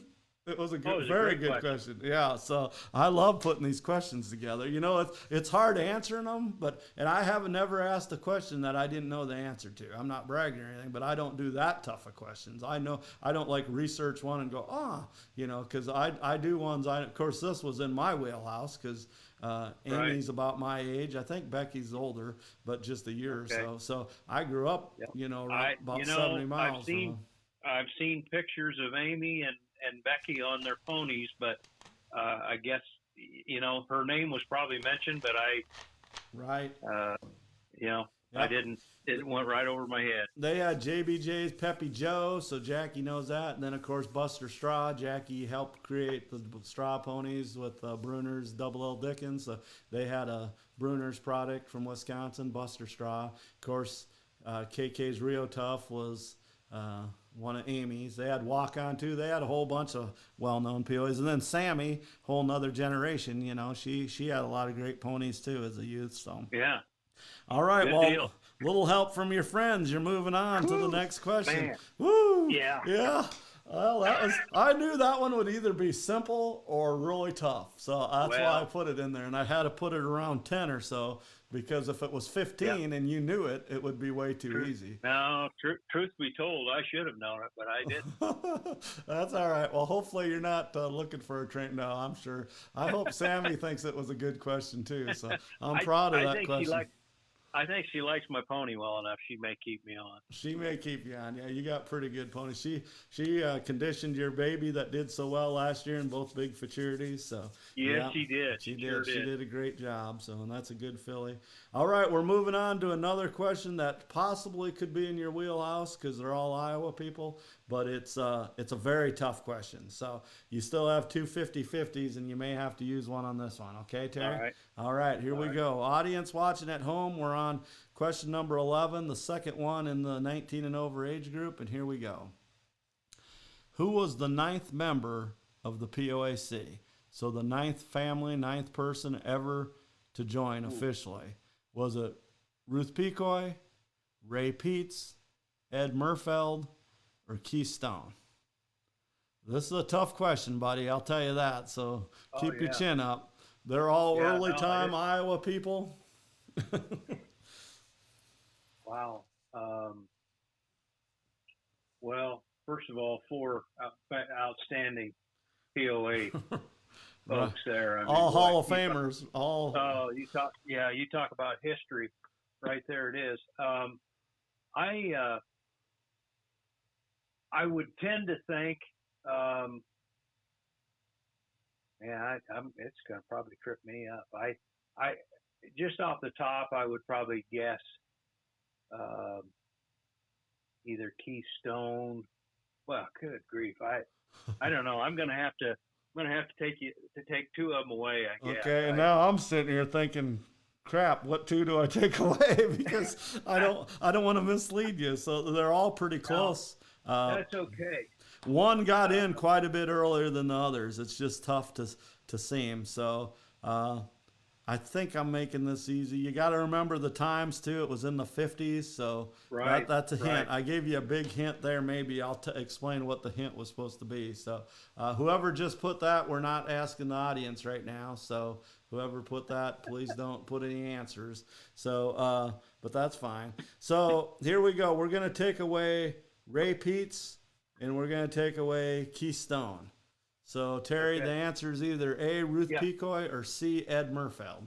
Well, based on that, and of course, I remember and knew Ruth quite well, but I'm going to go with C, Ed Murfeld. That's an old name Right. as well. Yeah, C, spot on. And my hint was, I'm not meaning anything by this, but they used to use the guys' names, you know what I mean, early on. So that's why I Yeah. took away two of the guys. So it was left with Ruth, and then of course her husband was Burley, Yep. And Yep. but you are right. It's Ed Murfeld. All right. So, and I don't know if you want to let oh man, they were really cheering for you. Let this go, but I contacted you yesterday to see if you'd help me out to pick up some stuff from the Murfelds. So that's Yes. kind of, and I wrote this question way before I knew that was ever going to happen. So yeah, it's kind of funny. So yeah, you guys are gonna go do me a favor and run up and pick up some stuff. I think my buddy Charlie Phillips we're gonna go up Saturday morning. I think I'll see if Okay. we can maybe talk Bob Roseland into tagging along with us. Man, as well. that would be good. Well, people watching at home, especially Tracy and people that are very interested in the museum, this is a trip for the museum because Tracy Murfeld, as a lot of you know, was married to Doug Murfeld. Of course, Doug and Alan were sons of Ed Murfeld, and they both had great careers. And then Doug came back into POAs even lately. He raised POAs, quite a few of them up there in Marble Rock again after he moved back from North Dakota. Well, when he passed away, Tracy moved back to North Dakota. I think her dad had been an auctioneer there, and that's where she's from. Well, the lady that bought her house in Marble Rock, which was a question earlier, remember, Marble Rock was one of the answers, she grew up in POAs. And she bought this house or this place, and I know their barn's on one side of the road and the house is on the other because my dad was there one time picking up horses, and he told me that. And anyway, she's got a whole shelf full of stuff that Tracy wanted me to get, and I just haven't been able to get up there. Well, Tracy kind of gave up on me, so the lady that owns this place now, she contacted me, not knowing I was the one that was supposed to get it. She just found my name connected with POA history, and she said, hey, I've had this stuff for 7 months. I sure don't want to throw it away. I want to get it in the right hands. And I'm like, give me a few minutes. Stand by. And I called Terry, and Charlie are running up there a couple hours north to get it, and then I'll pick it up when I get to Iowa here in a couple months. And I know some of that stuff's going to go right into the future museum. She said there's a Elroy Latch trophy in here, and that piqued my interest. And I'm like, well, if it's some Doug stuff, that would be cool too. But yeah, OMG, I'm so excited. Tracy just said I knew she would be. But if it's Ed's and the original Murfeld stuff that might be from like the first meeting, maybe there's a pamphlet or something. Can you imagine that? Jeremy will be all excited about that too because he's a historian. Yeah, that's great. So you guys I'm and Charlie excited to go get it. Yeah, you guys I'm are excited to go get it for you. Oh, well, thank you. You're helping out POA history. I don't want to nerd out too much, but just think if that stuff got trashed, Oh yeah, that'd be terrible. No. Yeah, and of course Ed Murfeld, he auctioneered a lot of the early international sales, I think, for POA that I remember. Well, and Doug auctioneered. So I don't know if Ed did. Doug? Yeah, Doug did. And then, Kevin Jewell's dad from Iowa, Aaron Jewell, was from Green, Iowa. He was an auctioneer. And then Doug moved to North Dakota and had a big auction business there. And then he came and did some sales later. And I worked some spring sales with him. And then he came back with Doug Sorrell and actually co-hosted or co-cried some sales. Yeah, but a lot of history there, and he came down to Oklahoma. There's some history in Oklahoma too, and Dave Spencer knows all about that, about when he came to OSU and wrestled for a guy. The head wrestling coach at OSU owned POAs. So and I don't want to say too much because it's going to be a future question. So, well, Speaking of future questions or contestants, I see Jeremy saying he posted, I'm wishing I was going on that trip. Oh yeah. I'm glad he's not, because I'd lose some stuff. He'd be picking through some stuff. No offense, Jeremy, but he'd be like, I need this magazine. I need this calendar. Jeremy's got a great collection. Him and I both have good collections, and we bounce stuff back and forth. If he's got an extra catalog, because when I got out a little bit, I missed some of the easy stuff like 16 and 18 or 19. Here I have catalogs from every sale, but I was missing some of the modern ones, so he helped me in that. And yep. So anyway, getting back to the questions, you nailed that one. You did use a 50-50, so you have one question or one lifeline left, and that is ask the audience. Or no, I mean 50-50. I could throw you one, but I'm not. We better not do that. That's cheating. So we're on question number 12, another early POA question. So I got you out of your wheelhouse now. We gave you the Victor, Bob, Rosalind, Quavatis questions. Now we're getting into some tougher ones, okay? But you can do it, Terry. You're doing a great job. Here we go. Question number 12, the last one in this age group. Early POA breeder Bob Corrett did what for a living? Was he an attorney, a doctor, a psychiatrist, or an oil man? Oh, boy. Man, this is going to be a pure guess. While you're guessing and thinking it over, I'm going to talk to the audience a little bit. Tracy said our museum needs stuff. Tracy, I pay $69 a month for a storage locker that's full of stuff that's going to go to the museum. A lot of people don't know that, but Monica and I pay money out of our pocket, and it's not full of just POA stuff. Of course, there's Christmas stuff and our personal stuff, but a lot of it, I don't have a big enough house. Hardly nobody does to contain. I have the Ken Steele collection. I have stuff from 30, 40 different POA people, and it's starting to really add up. So I had to rent a storage locker, and this will be, you've seen that shelf. It's going to be a lot of stuff too. So, yeah. Well, what do you think on this question? I bought you a little time. Hopefully somebody's not texting you the answer. I'm still struggling, but I'm gonna go with, I guess at the risk of missing that. Well, you haven't a 50-50 yet. Yeah. I want to say a attorney, but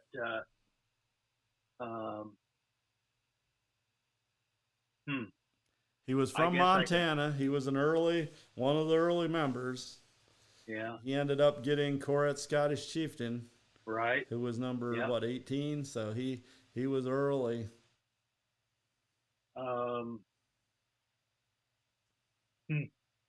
Well. Can I help you out? Since you're saving history, I'll help you a little bit, even though it's 12. Just, you're doing a good job. So that's my hint. You're doing a good job. Just keep going. Well, I'm going to stay with my initial thought, a attorney. Spot on. Woo! Terry's a natural, everybody. I should have had you on years ago on this show. You're doing a good job. I seem to. Did you make that comment or have something in? Because he was in your spots included, right? When he's Correct Scottish student, and I think, did you mention maybe that Bob was an attorney? I think I did, yeah. Because I did. I just vaguely remember that, so that was what was kind of drawing me. So people watching at home, the trick in this question is that he was from Colorado, and the president of the club, when he was going big in POAs, was a doctor named Dr. Fowler Pauling from Kansas. And he died in a car wreck coming home from the Boomhauer Barrett dissolution sale. They didn't call it dispersal, just dissolution. They separated the partnership. Well, he was a psychiatrist from, I believe, Hutchinson, but for sure Kansas. And him and Bob Corrett had become very close over the POAs. It was the struggling young POA, because this was in 63 when this happened. So he took over as president of the club for his friend who'd passed away, and he was a psychiatrist, but Bob was a lawyer. Robert Corrett was an attorney. And then doctor, that's just another profession. Then oil man, that could be, he lived on a big ranch in Montana, so he could have been one of any four of those. So You bet. Yep. And of course, Les Boomhauer was an attorney, and then later, after he created POAs and got out of POAs, he became a judge. So, not a horse judge. He was that too, but he became a judicial judge, the founder of POAs. So, yep, attorneys have played a big part in the ponies, of course. So, well, man, you're still going. You have one lifeline even. That was smart. You saved a lifeline. You're moving on to the 3 hard questions now. Okay. All right.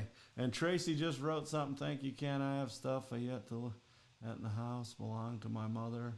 Yep, she's talking about history, so that's good. Okay, we got people talking about history. Uh-oh, I clicked the wrong button. Hang on. Stand by, everybody. Okay, we're moving to Terry's question number 13, and that is his first one in the last grouping, which is the professional equestrian. I don't know if you realize that, but now you're a professional equestrian. Don't worry, you won't have to change your tax bracket over it or anything. So, okay, so here we go. This question could be very easy or it could be very hard because it's not an Iowa question. But which Oklahoman started Caddo's POAs? Was it Myron Roderick, Lynn Puffenbarger, Jim Campbell, or Art Jones? Well, I sure recognize that name, but I'm not sure. We had a podcast about it. That's why I threw it in here. I know it's not in your wheelhouse, but you're one of my good watchers. So. Well, yeah.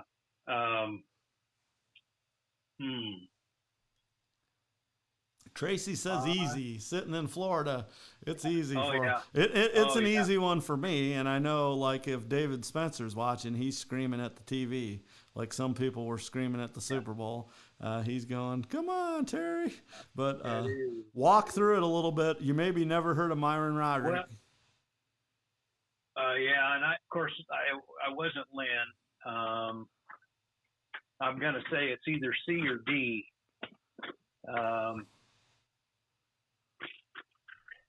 Do I still have one, or my? You have a 50-50. You have a 50-50. Yeah. And there again, I could be a jerk and do C and D, or I could be nice and do. No, I got to save it because there's two questions left, right? Yep. I'm gonna. I don't know. Something's drawing me to Art Jones. D. Spot on. Woo! Hey, everybody, Terry Thorson's one of my friends. Did you know that? And he's doing a great job here. So, man, and we didn't set these questions up, as you can tell. If you were on camera, you're probably sweating a little bit. Let's see. I'm sweating. See, there I am, guys. I'm red-faced. I got the purple going on in the background here tonight. You got that right, dude. So that's good. Myron Roderick was the coach at OSU. He's in the Hall of Fame for wrestling. I think he only lost 2 matches in his career.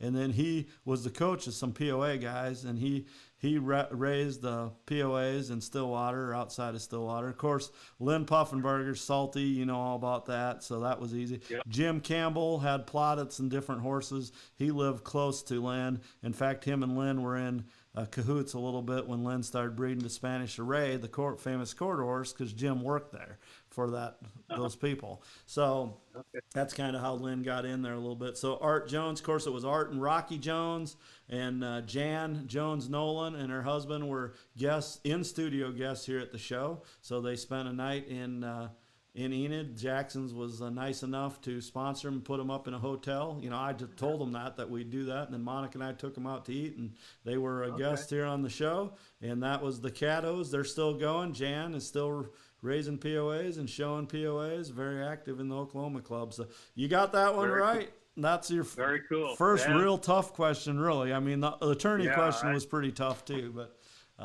and the Murfeld question was tough, but man, you're doing good. Let's get this cover on. We're going to move to question 14, and you still have a lifeline left. I'm going to circle that. If you're seeing at home, guys, I'm circling that question because you still have one left. So one lifeline. Okay, here we go. Question number 14 for you is a favorite. I like this question. It's kind of in your wheelhouse, but it's kind of not too. So you may need some help on this, but you got one lifeline left. Here you go. Bud Campbell is the breeder of which Prince Fury son? Fury's Rambo, Gold Prince, Sunbright Prince, or Skip Intense?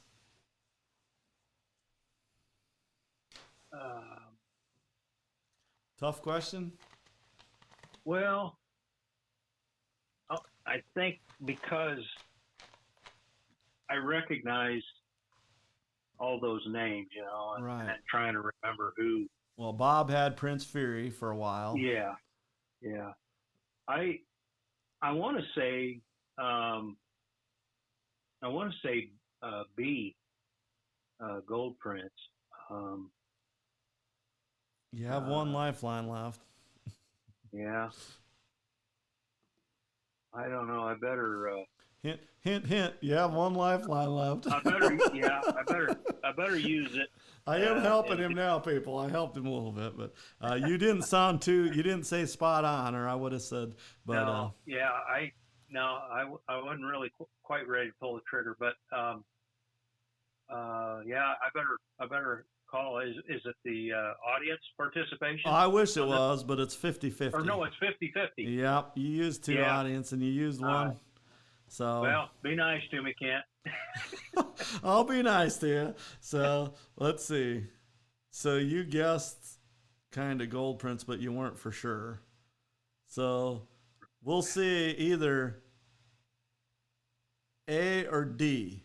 So it's either Fury's Rambo or Skip Intense. So I took Gold Prince away, so I helped you out there. Yeah. I can't take the other two away. I had to leave two left. So it's either A or D. Yep, it's either Fury's Rambo or. Okay.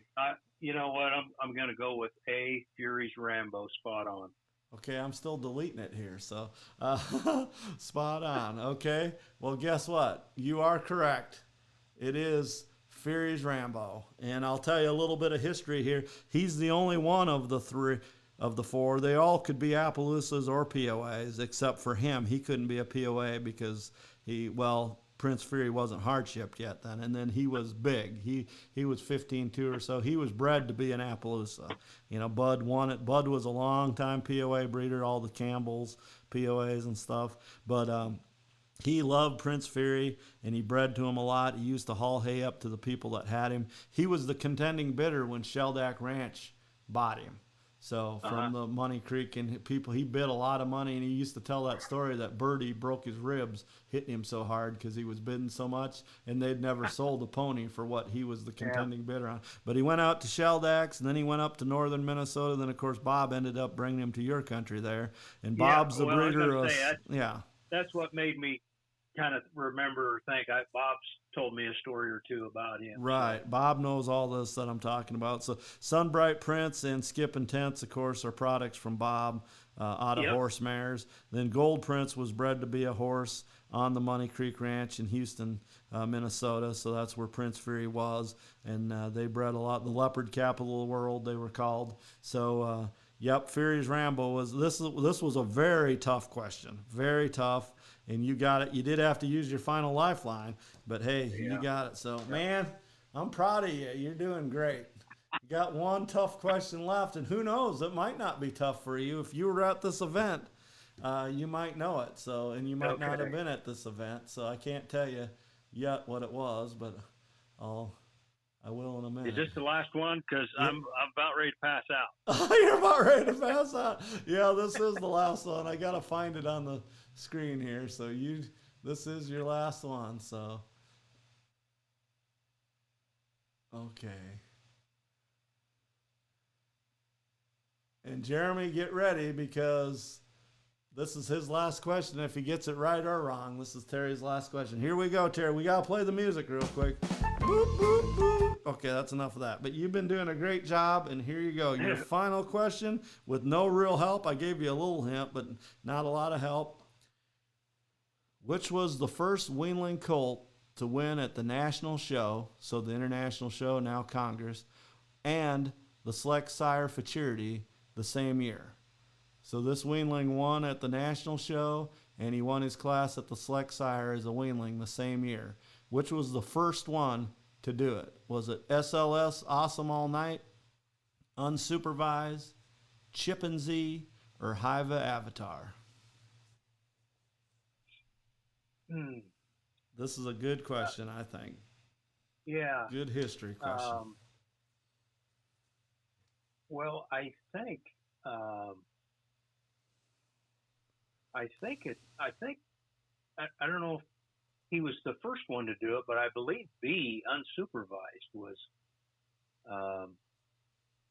won both Congress and the Futurity. I think. Well, that was just last year, right? So. Yeah. That would have been just last year. So he won. He won at the international because he was grand champion, right? And then he won the select. I guess sire. I just don't know if any of those other three. Right. Which was the first weanling to do it. That's the part that got a lot of history.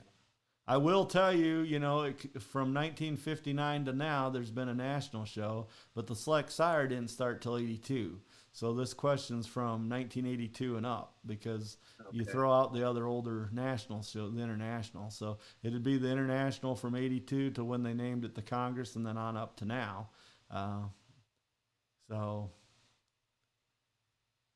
And all these were famous babies in their own right. I'll explain it when you guess, but they all did some things. I think the top two are too young. Who just wrote, I think this is an easy question? Who wrote that? Somebody in the audience said, I think this is an easy question. I don't know who that was that said that. Can you see? No, okay. I don't see that. But Tracy wrote, it was hard. That was the last question. Megan. It was Megan. Oh, Megan wrote. Yeah. I think this is an easy question. Okay. Me, LOL. Well, see, it just says Facebook user to me, so. Well, this is the final question, buddy. So this has got to be a tough one. I don't feel good about it. You made it though. You made it to the final question. Which was the first weanling colt to win at the national show and select sire. So Congress and select sire in the same year. Right. Or international show and select sire. Yeah. Okay. I'll give you a little hint because you've done so well. And even though this is a tough question, but this won't help you too much maybe, but one of these couldn't do it because one wasn't around. And then one didn't do it. So two of them did it. But which one was first? So there's your big hint. There's two of them could do it and did do it. Well, three could have did it, but two did it. Which one did it first? So I just helped eliminate one, really. And if you know history, I eliminated two, really, because I'm rocking it. Well, you got me rocking in my chair. I'm spinning back and forth. Well, and I don't want to make it any later than it is. I'm for some reason I know SLS Awesome All Night did well at I want to say maybe Congress, but I don't know. It's just a wild guess. I'm going to go with.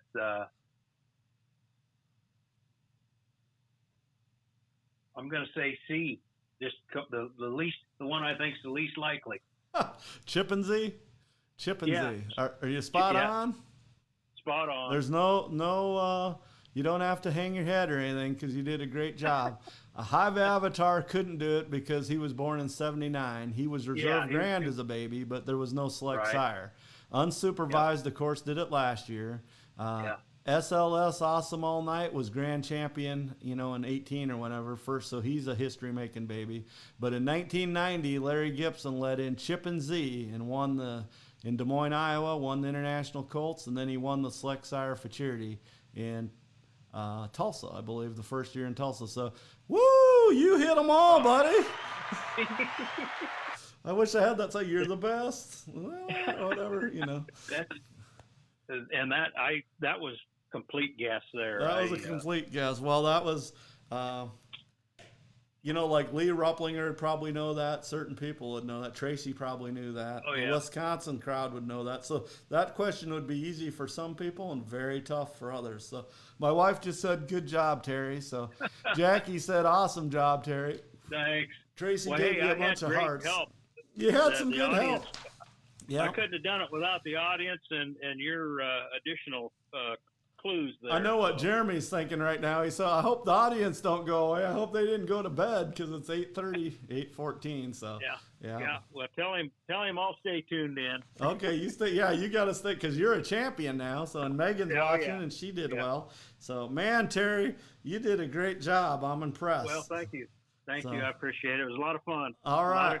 Good times. Well, thank you for going up there, and tell Charlie thank you too. Make sure you guys lift with your knees. So there's a lot of boxes. Will do. All right, man. Thanks a lot for being on here. You bet. Bye. All right, that was Terry Thorson from Newton, Iowa. Of course, he has his Dirty Dealer, and his Youngstein is the Golden Ticket, who he's going to get some mares out of this year, or babies from his mares this year. Very excited about that. So we're moving right along. Jeremy, I'm going to give you a call here. And I know we're running a little late, guys, but I think we're having fun. So what's time when you're having fun, right? So here we go. We got to find Jeremy's number, which is right here. All right. We're calling Kansas. We're calling Kansas, everybody. Terry did do an awesome job, Tracy, didn't he? I was impressed. He did a great job. So. Hello. Hey, Jeremy, you're live. How you doing? I'm good. Man, we're having a fun time on the Who Wants to Be a POAer show tonight. So everybody's doing great. So, and I saved the best for last because I consider you one of the great historians. So the pressure's on. The pressure's on. Megan. The pressure's on. Yeah, Megan knocked it out of the park, and then Terry just won. So, I mean, I gave him a little hint, and I'll give you some hints, but if you need it. But he used all his lifelines, and he played a smart game. So, I will say yours are a little tougher because I know what you know a little more. You know what I mean? And I know your wheelhouse and stuff. So some of yours are a little tougher. First 4 or 5 questions are going to be pretty easy. But okay, Tracy said go. Jeremy. So she also said, "I love this. I learned so much." So I'm glad about that. Tracy could do this show. She knows a lot. So are you ready, buddy? You ready, Jeremy? I'm ready. Okay. I got to plug you. We've been plugging you all night. But J&J POA, Sterling, Kansas. Go buy a POA from him because he come on the show. You come on the show, you get free plugs. Okay. Here we go. Thank you. You're welcome. All right. First question. You get this one wrong. Well, this ain't that easy, but it's pretty easy. Which breeder's early program concentrated on the blood of dragon? Was it Lynn Puffenbarger, Bob Moser, Norm Stevenson, or Ken Steele? C. Norm Stevenson. Spot on. Spot on. Woo! You get the clapping right away. Have you heard this music? Boop, boop, boop. That's royalty free, by the way, so they can't sue us. So we got a little budget here at Studio J, but we got a budget, so we're doing good. Great breeders, Tracy said. That's right. And my daughter does stand a stud with bloodlines that go back to that. Well, that's why it's in your wheelhouse. So, yeah, that's why we did it. So let's put the cover on. All right, we're going to move right along to question 2. We might not get out of here till 9 o'clock, but we're having a good time. So sorry I kept you up so late. Oh, you're fine. You still probably got a Kansas City coma anyway from the Chiefs winning. So yeah, Super Bowl hangover. I didn't want to say that, yeah, but Super Bowl hangover. That's right. That's fine, man. It's a dynasty now. Even though I'm not a big fan, I support you, so that's fine. I grew up in my elementary years were in the 80s in Kansas City. A little rough.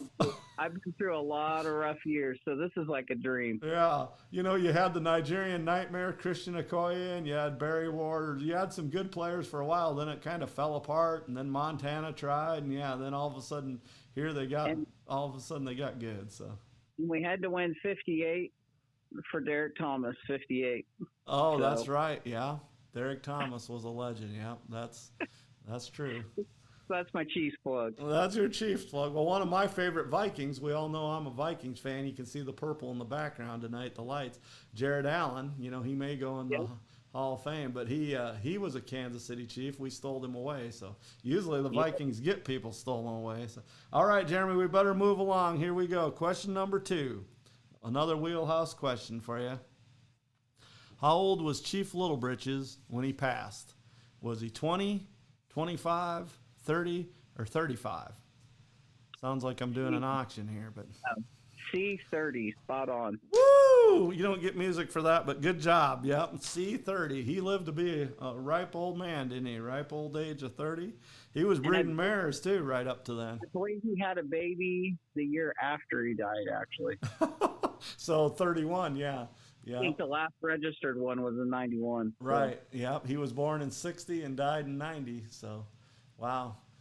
I knew you'd know that. The first questions are supposed to warm you up and be in your wheelhouse. So, but you never know. Sometimes people get a little tricked up. So, but yeah, you did good. That's right. Okay. So, Jeremy, number 3 question. Here we go. All right. Are you ready? This is another wheelhouse question. I'm ready. Okay. Salty Gotta Look was registered as an Appaloosa with which name? He's Got the Look, Skip Gotta Look So Special, Look Don't Touch. A, He's Got the Look. He's Got the Look. That was a song, I think, but She's Got the Look. That's right. Lynn found him as an Appaloosa, and his name was He's Got the Look. So there, we'll play you a little music there. Not everybody watching tonight might have knew that, so that's why I put that in there. I knew you'd know that because that's your bloodline you follow, of course. Yep. Yep. All right.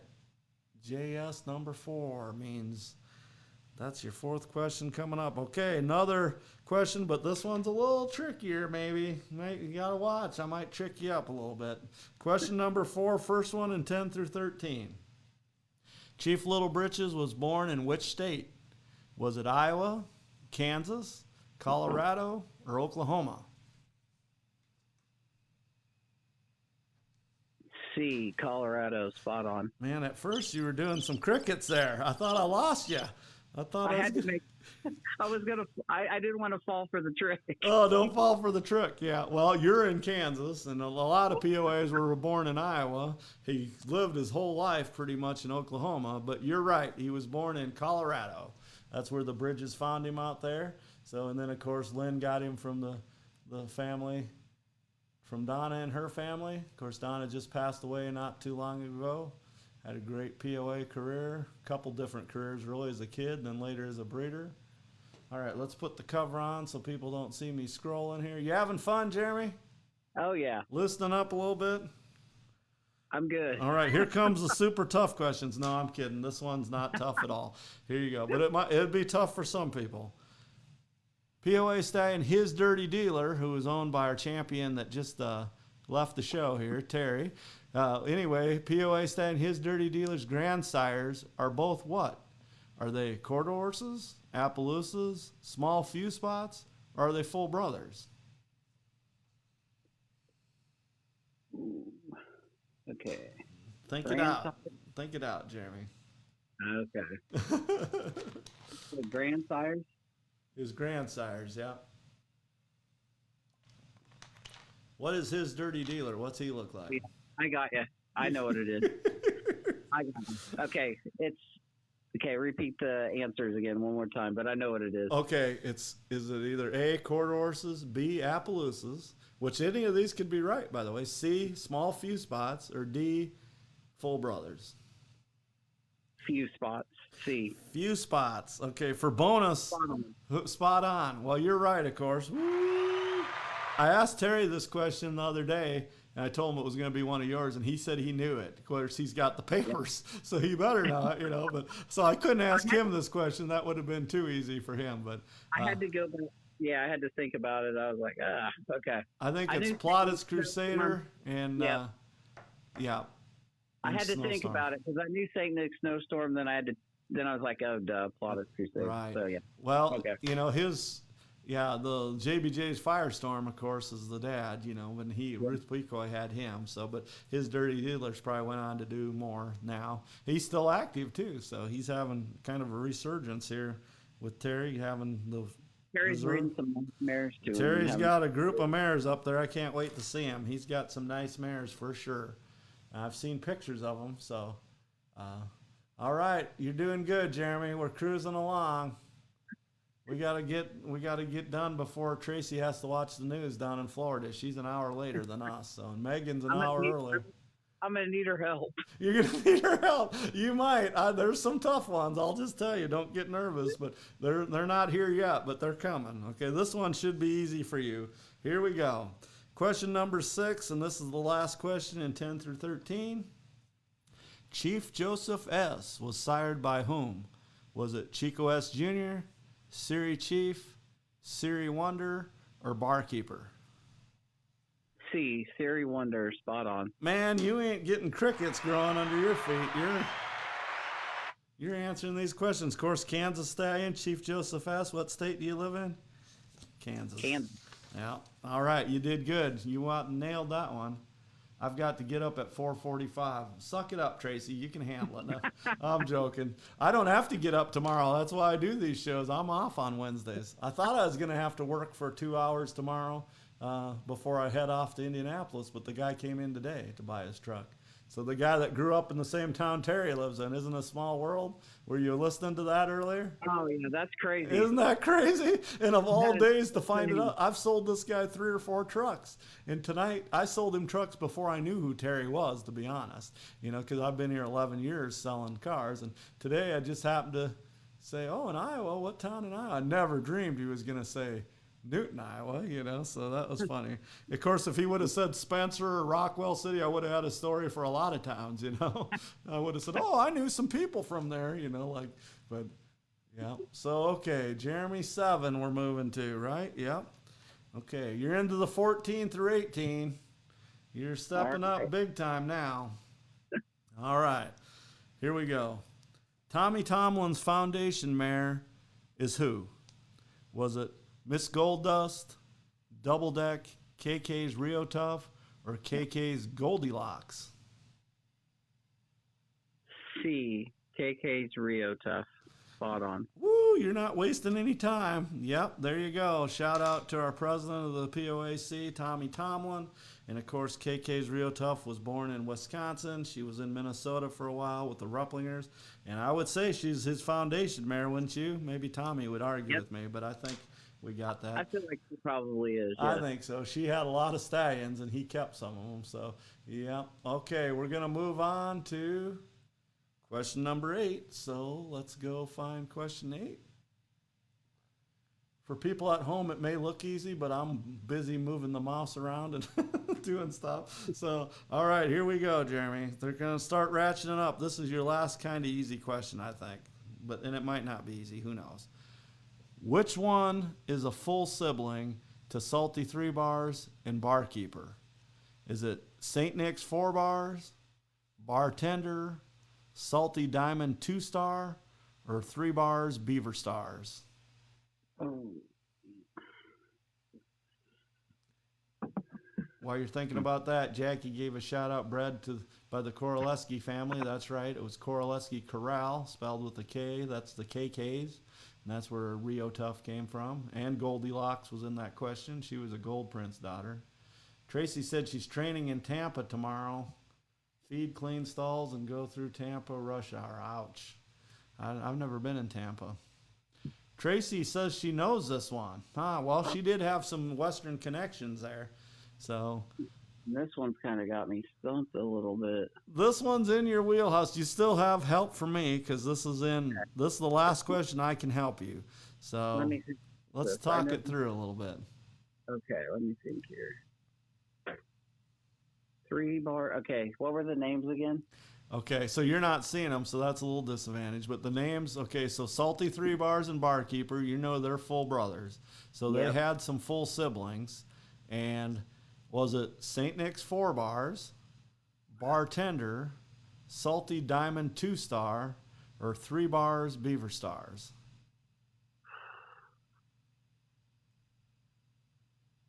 Oh man. I think Lynn owned this horse, so, but it's a trick question because there's St. Nick's, there's Salties, of course, Bartender, and then 3 Bars, Beaver Stars. Oh man, I'm stumped. I might have to use. You what want do I want for help here? Well, Tracy says I know this one, so if I was you, I'd ask the audience. All right, let's ask the audience. Okay, all right. I should know this probably, and I think I know where I'm leaning, but I'm not very sure. Okay, while we're asking the audience, we're playing the crickets. Now, don't get mad, Jeremy. I just got to do some sound effects. We'll do the little, let's see. Woo, you're doing that up in Kansas. You're doing the... Okay. Be a good time to plug my dealership. Let's see. Come join the family. Okay, so we're waiting for the audience. It's getting late. It's 8:30, 9:30. We're waiting for the audience. Says D. I'm going to go with D. You're going to go with D? Okay, St. Nick's 4 Bars is... Go ahead. That was your guess. Well, Tracy just said that. I didn't know Tracy'd know this, but that's good. I think Lynn owned her, but I might be wrong. But Bartender was, there was a barkeeper or a bartender relative, but Salty Diamond 2-star I don't think exists. I think I just made that up. You might find one. St. Nick's 4 Bars, of course, did exist and was pretty nice colt, sold for a lot of money at the sale, but he wasn't a full brother. The mother is Tana Tonka Beaver Stars, and 3 Bars Beaver Stars is the right answer. So, okay. Yay! I didn't know if that would be really easy or if it'd be tough. I put some names in there to trick you. So yeah, I was leaning towards D, but I honestly wasn't very sure. Yeah, you kind of said D right before, and then thanks, Tracy. You're the only one that answered that, so good job, Tracy. All right, I got so nervous I turned the page. We're still on page 2, and let's see. Here we go. Which I wouldn't have let you get that one wrong because that was the first. Now you're on your own because they do get harder, so it's kind of tougher. I don't help as much, and they are going to start ratcheting up a little bit. So, okay, JS9 is the next question. So, and this is the last question before you go on to another age group. So, here we go. Another question that could be really hard or really easy for you, depending on the answers. Which Palomino AQHA Wieskamp bred stallion did Gene Carr use in his POA program? Was it Skip and Choice, Showboat, Show Mount, or Show Me the Money? Palomino quarter horse Wieskamp stallion. See, you got a lot tougher questions. Everybody at home, Jeremy's got tougher questions than Megan and Terry. I will tell you that. So nothing against their questions. They had some very tough questions too. But at number 9, but if you know the Gene Carr program and you know Wieskamp, which you do know Wieskamp. I'm going to go with C, Show Mount. Okay. Spot on. Did Bob just text you? No, I'm kidding. Nope. No, Skip and Choice. Skip and Choice was a Wieskamp stallion, and Gene Carr used him, but he wasn't. Yep, he wasn't Palomino. Showboat was a Wieskamp stallion. I don't think he was the breeder, but he had him. He had bought his mother, I think, in full. Yeah. He was like a 40-something Palomino. He was a made-up one, so I felt pretty confident with C. Yeah, it was It was a trick because if you knew Skip and Choice but didn't know his color, that was a trick. And then Show Mount and Showboat's close in names. Of course, D is a fake. Show Me the Money. I didn't sing it at least, so I spared you that. So guess what? You're moving on. Good job. You thought that one through. And, you like the Wieskamp horses, I know. So, and they've played a big part in POAs. So, okay, here we go. We're scrolling up at the screen. Let me get my face out of there. So we go to JS10 we're looking for. There it is. This question's going to be tough too, but it's in your wheelhouse and it's not in your wheelhouse. The question is, the answers may not. Here we go. You ready? I'm ready. You having fun? I am. Jeremy has very tough questions. He does because he's a historian, so he's on a little different level. So him and Tracy both have had tough questions because I can't give you guys easy questions. So, okay, did you live in Hutchinson, Kansas for a while? I did. Okay. The first World Show was held in Hutchinson, Kansas. Which year? Of course, this is before you were in POAs, but or before your wife was probably born. Who knows? But anyway, was it 1966, 1970, 1976, or 1979? When was the first World Show? C, 1976. Spot on. See, he knows his stuff, everybody. Woo! You nailed that one. You said spot on before I was done reading the questions. All right, good job. Yep. That was a tough question because 76, I was 4 years old and you're a little younger than me. So I was going to say I wasn't even born till 78. So. Yeah, so that's history, right? You know history.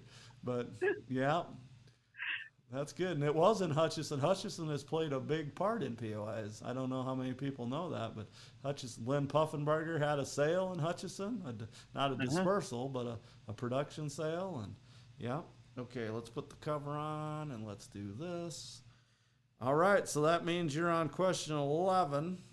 This is a tough question for anybody, but if you're a historian, if you were Ruth P. Coy or Murfelds, it wouldn't be a tough question back in the day. But for us, it's a tougher question. This is definitely a historic question. And number 11, here we go. Let me put my picture back on here. What was the name of Les Boomhauer's place? Of course, Les Boomhauer created POAs, was the founding father of POAs. Was his place named Boomhauer Acres, Peaceful Valley, Memory Lane, or POA Land? Okay, let me think about this for a minute. What were the choices? Boomhauer Acres, Peaceful Valley, Memory Lane, or POA Land? This is a tough question, everybody. I don't know how many people. Go with C, Memory Lane, spot on. C, Memory Lane. Have you been studying, or you just know all this stuff? I've been studying some. Well, you're studying the right magazines, because that's right. So I thought Peaceful Valley or Boomhauer Acres might trip you up. Of course, POA Land is ridiculous. It wouldn't be that. But you're right. It's Memory Lane. I don't know how many people knew that. So hopefully, be honest out there. How many people knew that? That was a tough question. All right, guess what? You're moving on. You're going on up, moving on up. Looks like the Jeffersons. We're moving on up. Okay. Hopefully I don't get pulled for saying that. Okay, so let's see.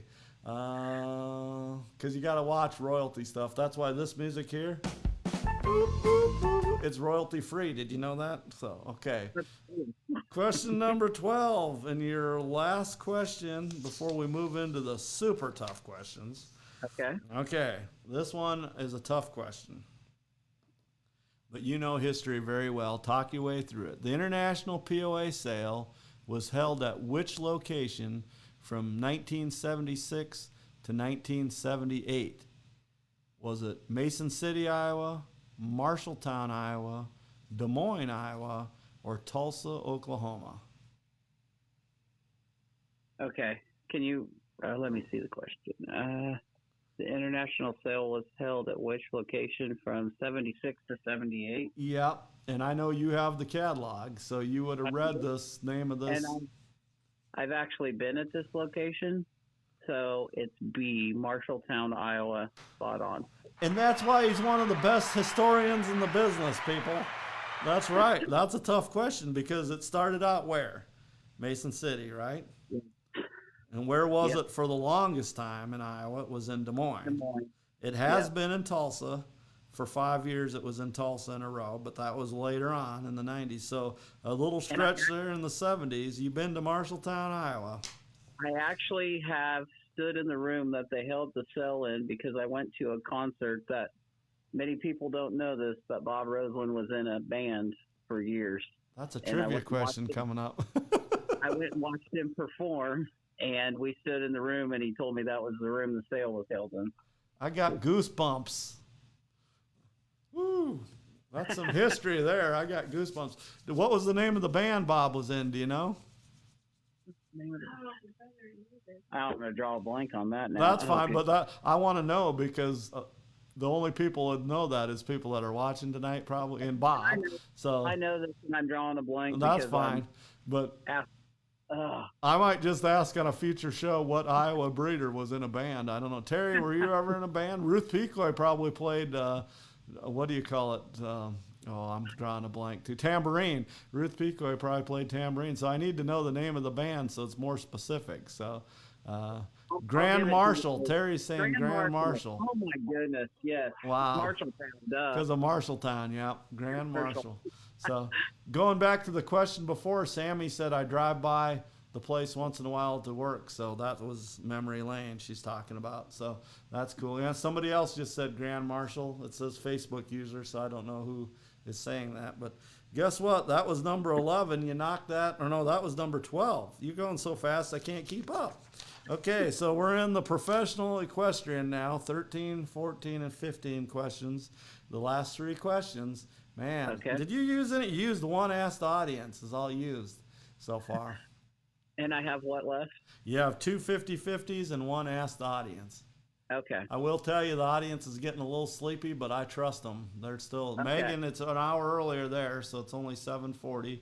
We know she did well. Terry just commented Grand Marshal, so we know he's awake.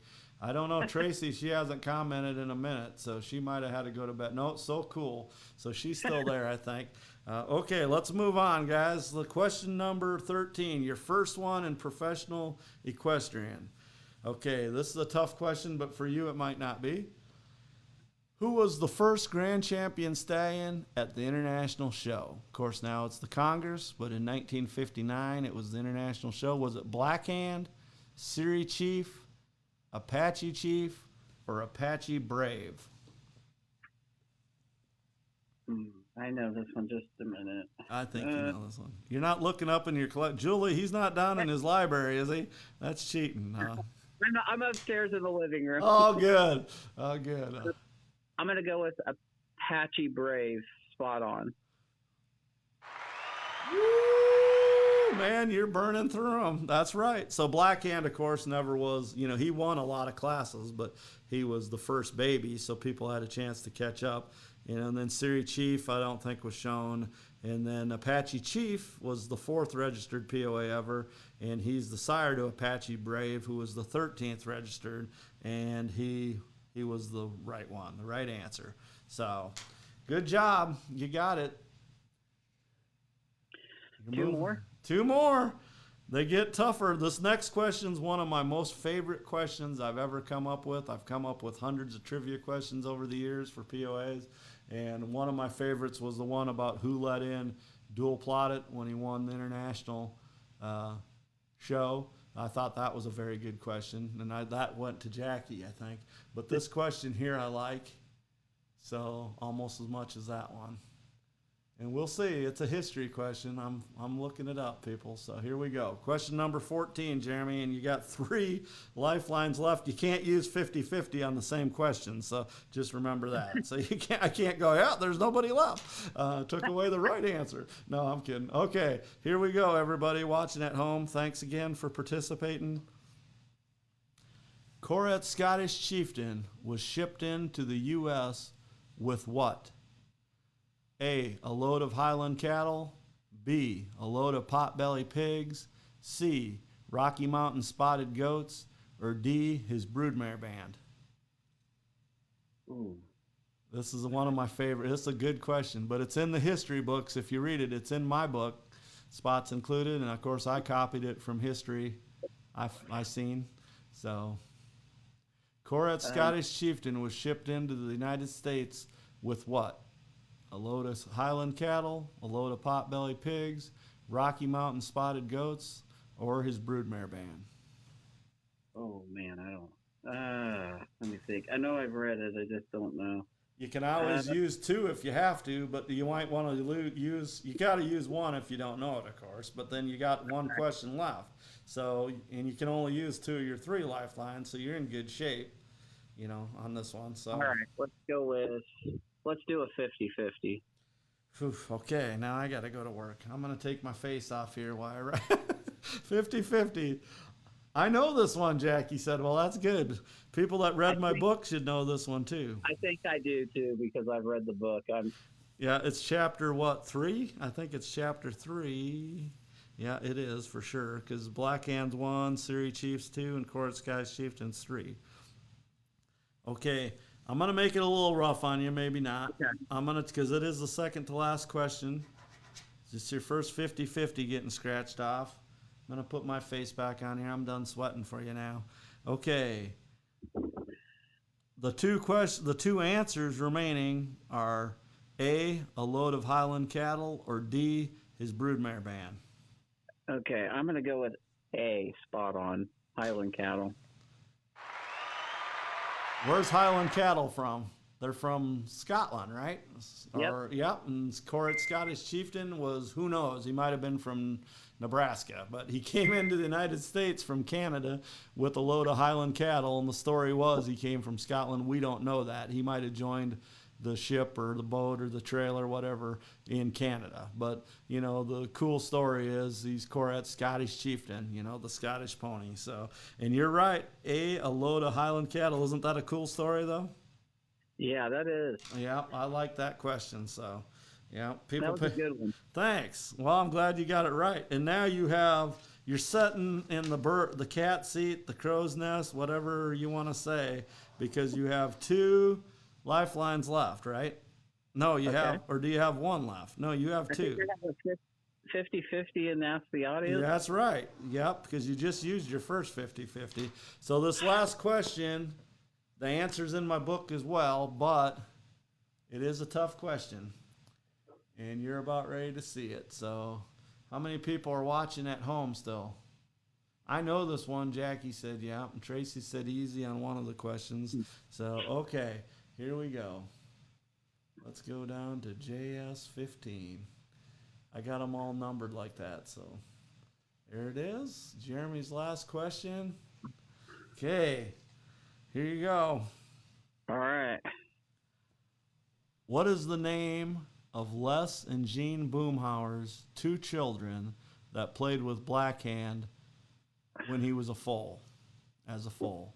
So when he was a little baby, Les and Jean's 2 children, were they Danny and Susie, Billy and Bobby, Tommy and Debbie, Barbie and Ken? Oh, well, you can eliminate Barbie.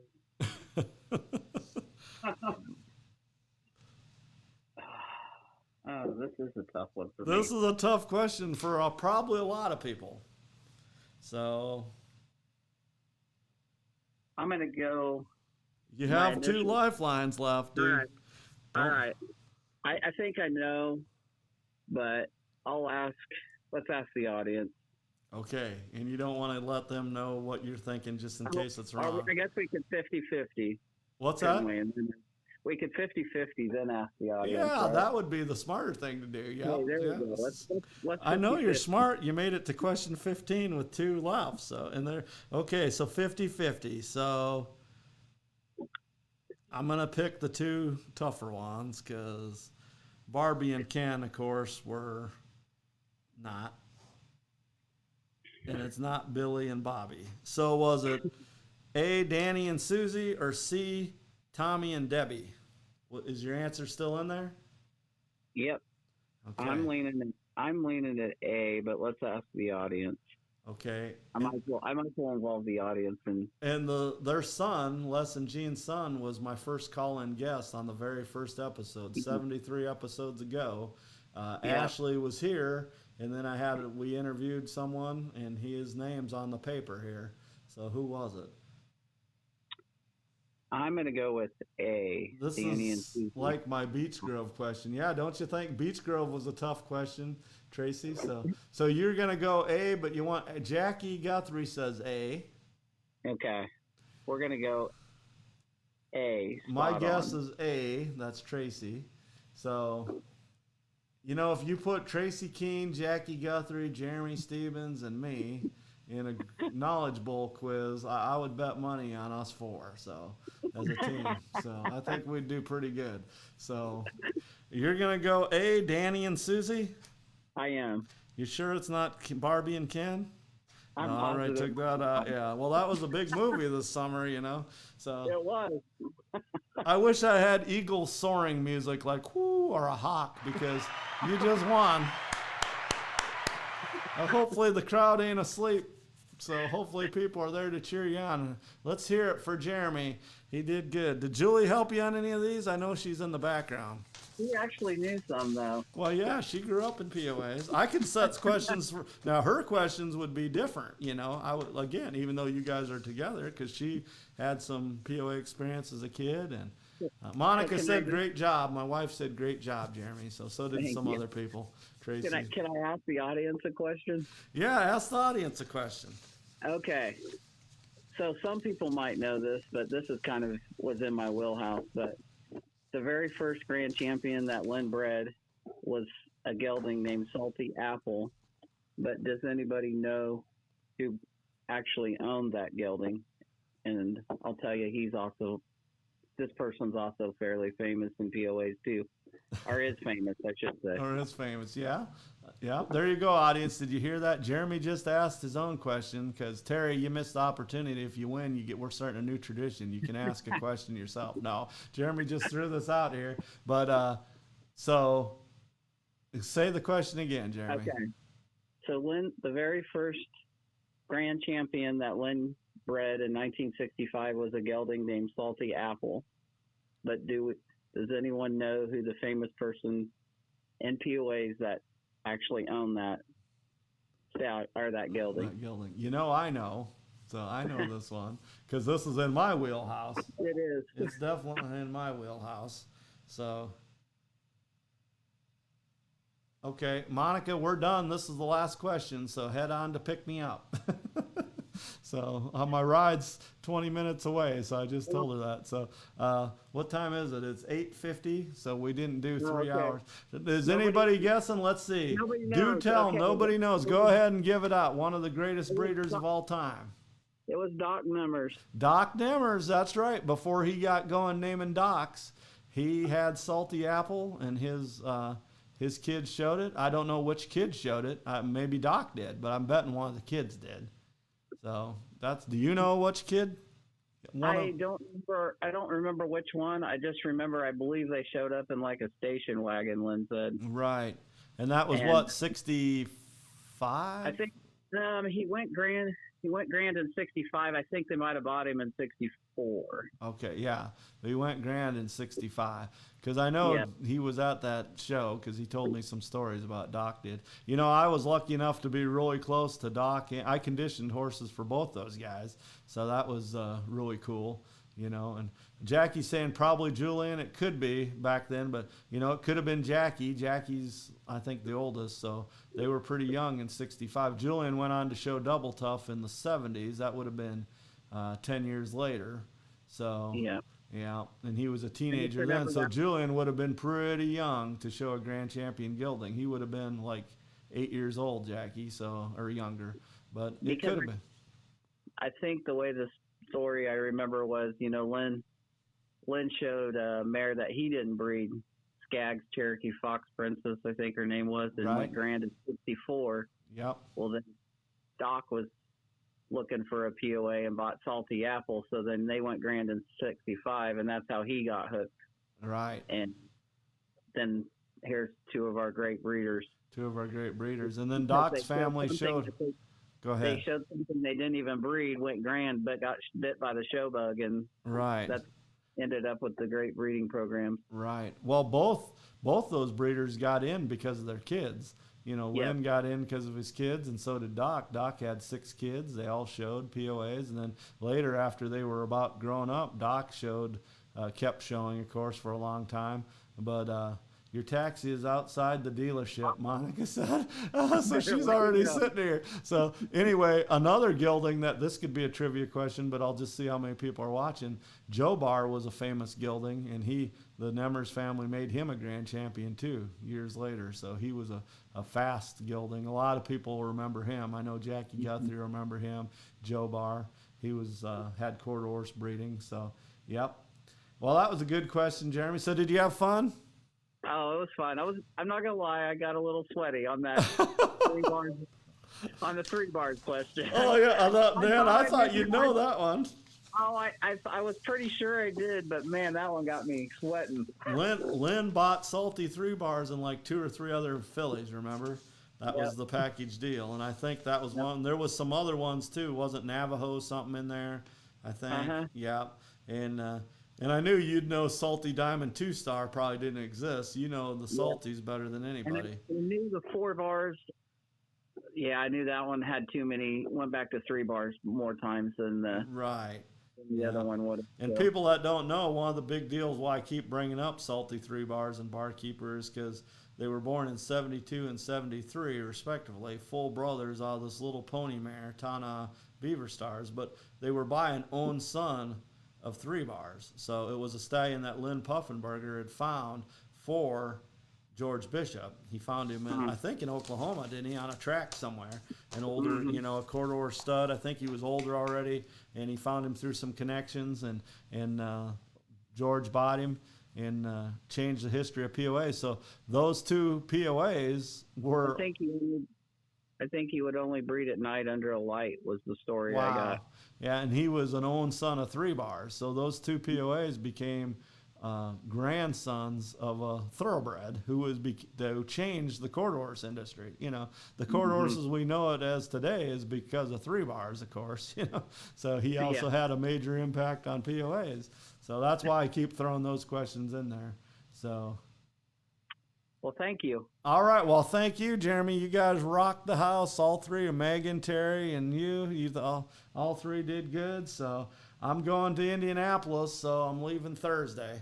So going to represent our region there at the board of directors meeting. So thanks a lot for playing, Jeremy, and you did a great job. Your prize is in the mail, so don't keep walking out to the mailbox. You might wear out some shoes. So all right. Okay, buddy. Thanks for playing along. All right. Thank you. Yep. See you later. All right, everybody. That was Jeremy Stevens from Kansas, and he just did great. Won the show. My taxi's waiting for me because I'm not going to drive my demo because I'm going to the POAC home office. I'm off tomorrow, and then I'm got to pack up. Takes me a whole day to pack to go to a POA convention. Just think what it takes to go to Gordyville. Takes more than a day to pack. No, I'm kidding. But anyway, don't forget your Congress sponsorships. My wife just said, she's sitting right outside about 100 yards from me. Don't forget to get in your sponsorships. We still need a lot of sponsorships. We're getting a great amount. The clubs are coming through. Jeremy's the president of the Kansas club, and they already committed to one. Colorado did. There's a lot of other clubs too. So it would be nice if we could get one from every club, and then of course all the members that are showing a lot and stuff. If you could help out, we need to fill all those 200 plus classes. So we will really be talking about it after Congress, convention. So next Tuesday we're going to be live here as long as I'm not too wore out from the convention, and if those board of directors keep me up too late, then we might not have a show Tuesday. But I'm driving home Sunday, rest here at work, selling cars on Monday, and then Tuesday we'll be live again with you guys. So please join us Tuesday next week for episode 74 already, and we haven't missed a week so far in 2024. So we'll be talking about sponsorships again, and then all the stuff at convention, and we might even have some special guests. So thanks everybody for watching the game. I'm glad Who Wants to Be a POAer is finally taken off. We had 3 great guests tonight. Thank you and congratulations to Megan, Terry, and Jeremy for doing such a great job and representing POA so well. I think we will... Too tired, LOL. Yeah. Tracy, thanks for staying up late. So, and Jackie, thanks for being on here. Everyone else that commented, some people's not on eCam, so I can't see your name, so I apologize. John Davis, I know, watches us from Australia. So does Gay. So, and I think she has to go to bed at a certain time. It's morning there already, I think. So, or go to work maybe. So, all right, everybody. Thanks for watching. And we had a great show again. And enjoy the music, everyone. Have a good night. My BFF is a POA.